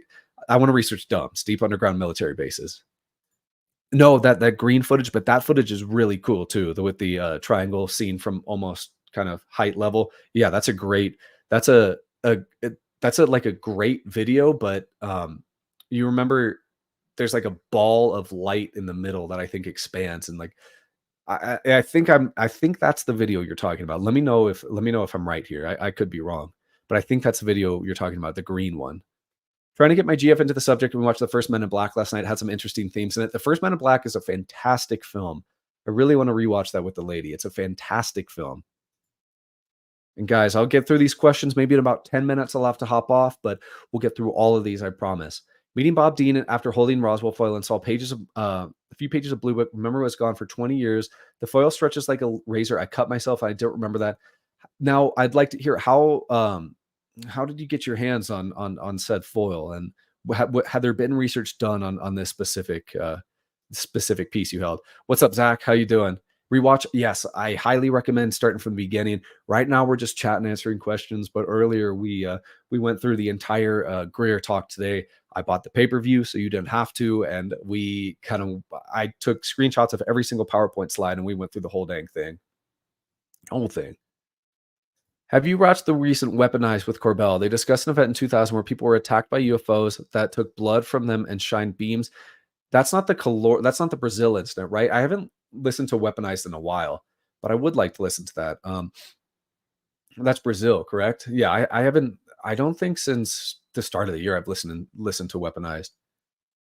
Oh, the turkey video, yeah. Chris Leto back in the day did a great video, actually, like identifying the angle at which this video was recorded, the position where it was recorded. I highly recommend checking that out. It's an old Chris Leto video, I think from early 2023, mid 2023. It's fantastic. Are they among us like Bigelow suggests? Quite possibly. Do I have any research or evidence to back that up or have an informed opinion? No, I do not. Uh, do a video on D Glock. I'd like to. Of course, D Glock. There's a lot of relation to the Kecksburg case in terms of general design. I'm still trying to decide if I'm going to include that in the Kecksburg case or make a video on its own about D Glock. We emit photons and radiation probably into the stratosphere. Craft would redirect the brainwaves. Possibly. Sentinel footage. Um, Cloris, Brazil. Yeah, okay, yeah. I was thinking the same thing, the Cloris, Brazil incident, and I think that, it got popular again because Lou spoke about it in his book, right? Was it Lou? I believe so. Great movie, MIB1, especially when the face opens and the little alien is revealed. Yeah, that's a classic, the tiny little alien. MIB1's great. It scared me really bad when I was a child, though. Jacques Vallée in Forbidden Science 4 has secured a document confirming the CIA performed fake alien abductions in Argentina and Brazil for psychological war. I would really like to see this document if you have that. I've never seen it. I'll put the Discord link in here again. I know I'll put it twice, but I would actually really like to read that document. Please, if you have it on hand, otherwise, I have a copy of Forbidden Science 4 and I'll just find it. They must see in UV light. Reaction times more like a self previously they're seeing. Let's see. What are the consequences if the Collins elite are correct in their findings and the phenomena is largely or entirely demonic? The consequences of that are just awful. That means uh, that mean I don't even want to face the consequences of the UAP phenomenon being demonic. That is almost too terrifying for a man like myself to think about. But very, very bad consequences if that's the truth. David Fravor said that he was part of a big upcoming UFO documentary, not James Fox's. I have heard that supposedly coming out soon. He said it was very interesting. There was some podcast with Ryan Graves. I heard that as well. There's also a Bob Lazar documentary coming out. Of course, the program with James Fox is coming out. I think everybody and their grandmother's looking forward to that one. And Jesse Michaels saw it. So if Jesse Michaels can give me any deets I could share with you guys, I absolutely will. Maybe an ongoing YouTube playlist of the best craft videos people have ever captured would be a cool thing. That would be cool. Yeah, actually, because I know I include a lot of craft sightings as B-roll, but like a full video would be great. I've seen a triangle UAP. It's man-made. What signified that? I would actually like to hear that. Do I watch UAP content or only research it for YouTube? I do not really watch. Here's the thing: I don't watch UAP content because I'm always reading a UAP book. Every second of every night and day, doing a UAP book or just taking a endless amount of notes on sightings or projects I'm working on. So I need a little bit of a break at that time, so I don't consume too much UAP content. I'll watch YouTube for dumb stuff like maybe some games or stuff like that. I was at my friend's house after school, and Bob Dean was a friend of his. Wow, that's incredible. That's very cool. Yo, what up, JC? What up, dude? There are metamaterials which go through plasma excitation, become room temp semiconductors on a quantum scale and defy gravitics. I'll join Discord and send some links. Please do. I'd like to learn more. If you can help teach me, absolutely, please. I'd like to learn. And if you're willing to help, please. William, what's up, dude? You made my day for showing up. Thanks, man. Christian Morales, you missed quite a bit. I would highly recommend going back to the very beginning of the video because for the first hour and 20 minutes, we talked solely about Greer's presentation today in London. I took screenshots of everything and we discussed everything in it. So there's a lot there to look at.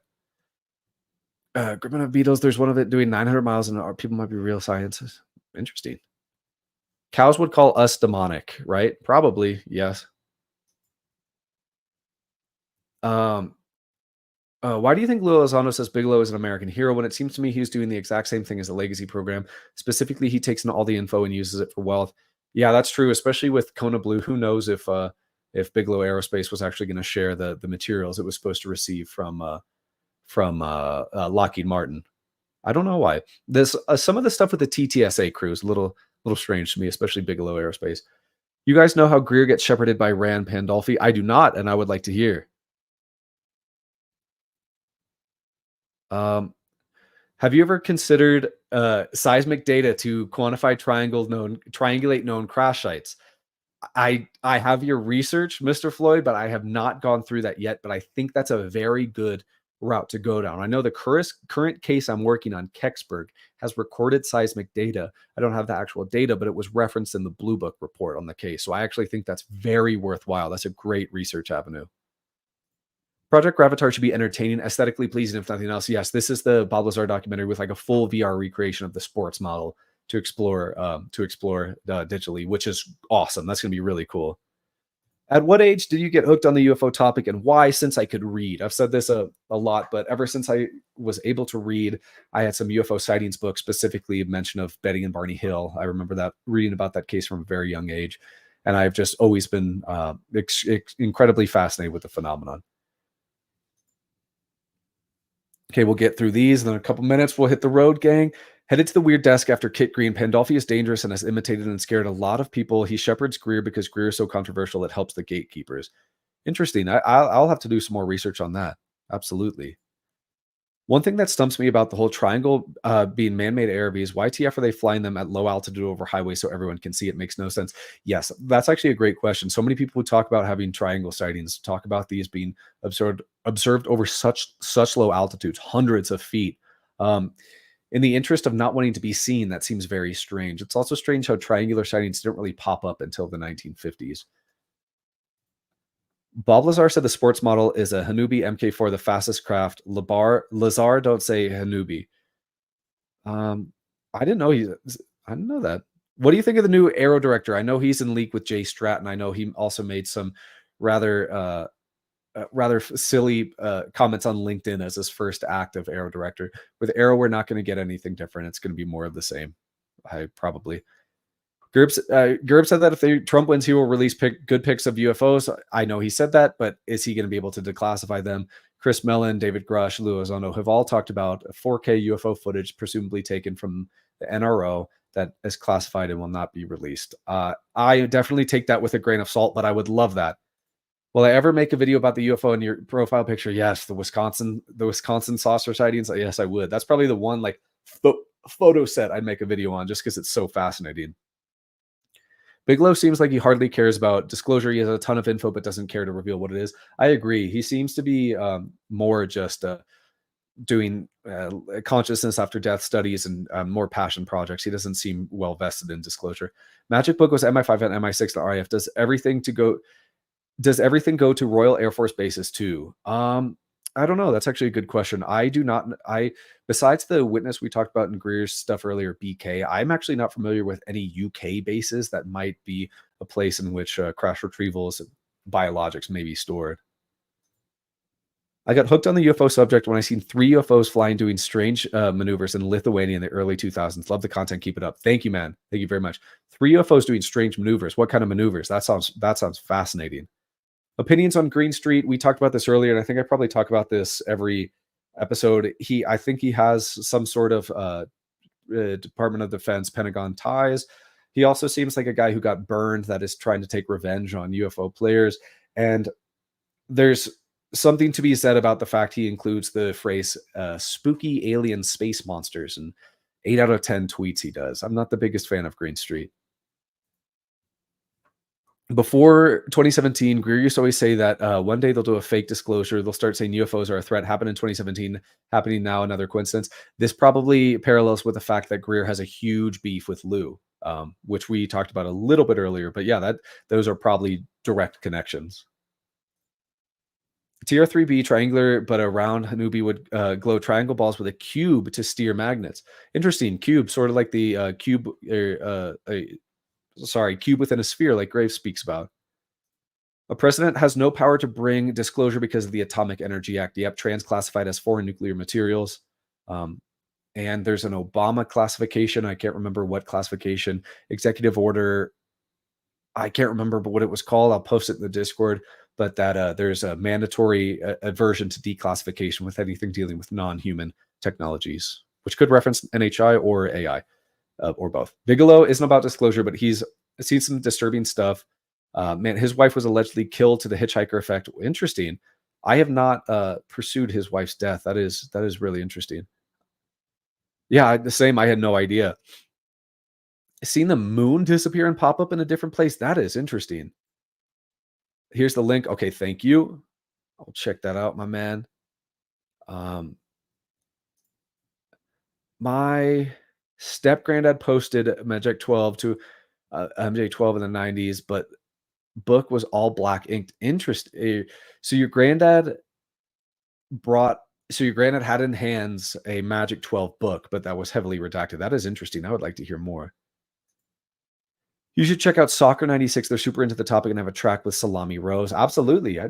Sounds great. Anybody I can look into more. Guys, at this point, we will take some time to sign off. We've been doing this for about 2.5 hours. Like I said, we'll be doing a stream of just about every Sunday, maybe every Monday. Whenever there's a big event like this Greer stuff, I will always kind of use the live to cover it. Do that for a video for a live instead of just kind of research, because I like my videos to be huge research projects. And with that, guys, with that Bigelow statement about his wife, if anybody's in the Discord, we'll continue to talk about it there. With that, guys, I want to say I really appreciate the support on the channel. Thank you guys so much for showing up, watching this 2-hour live stream.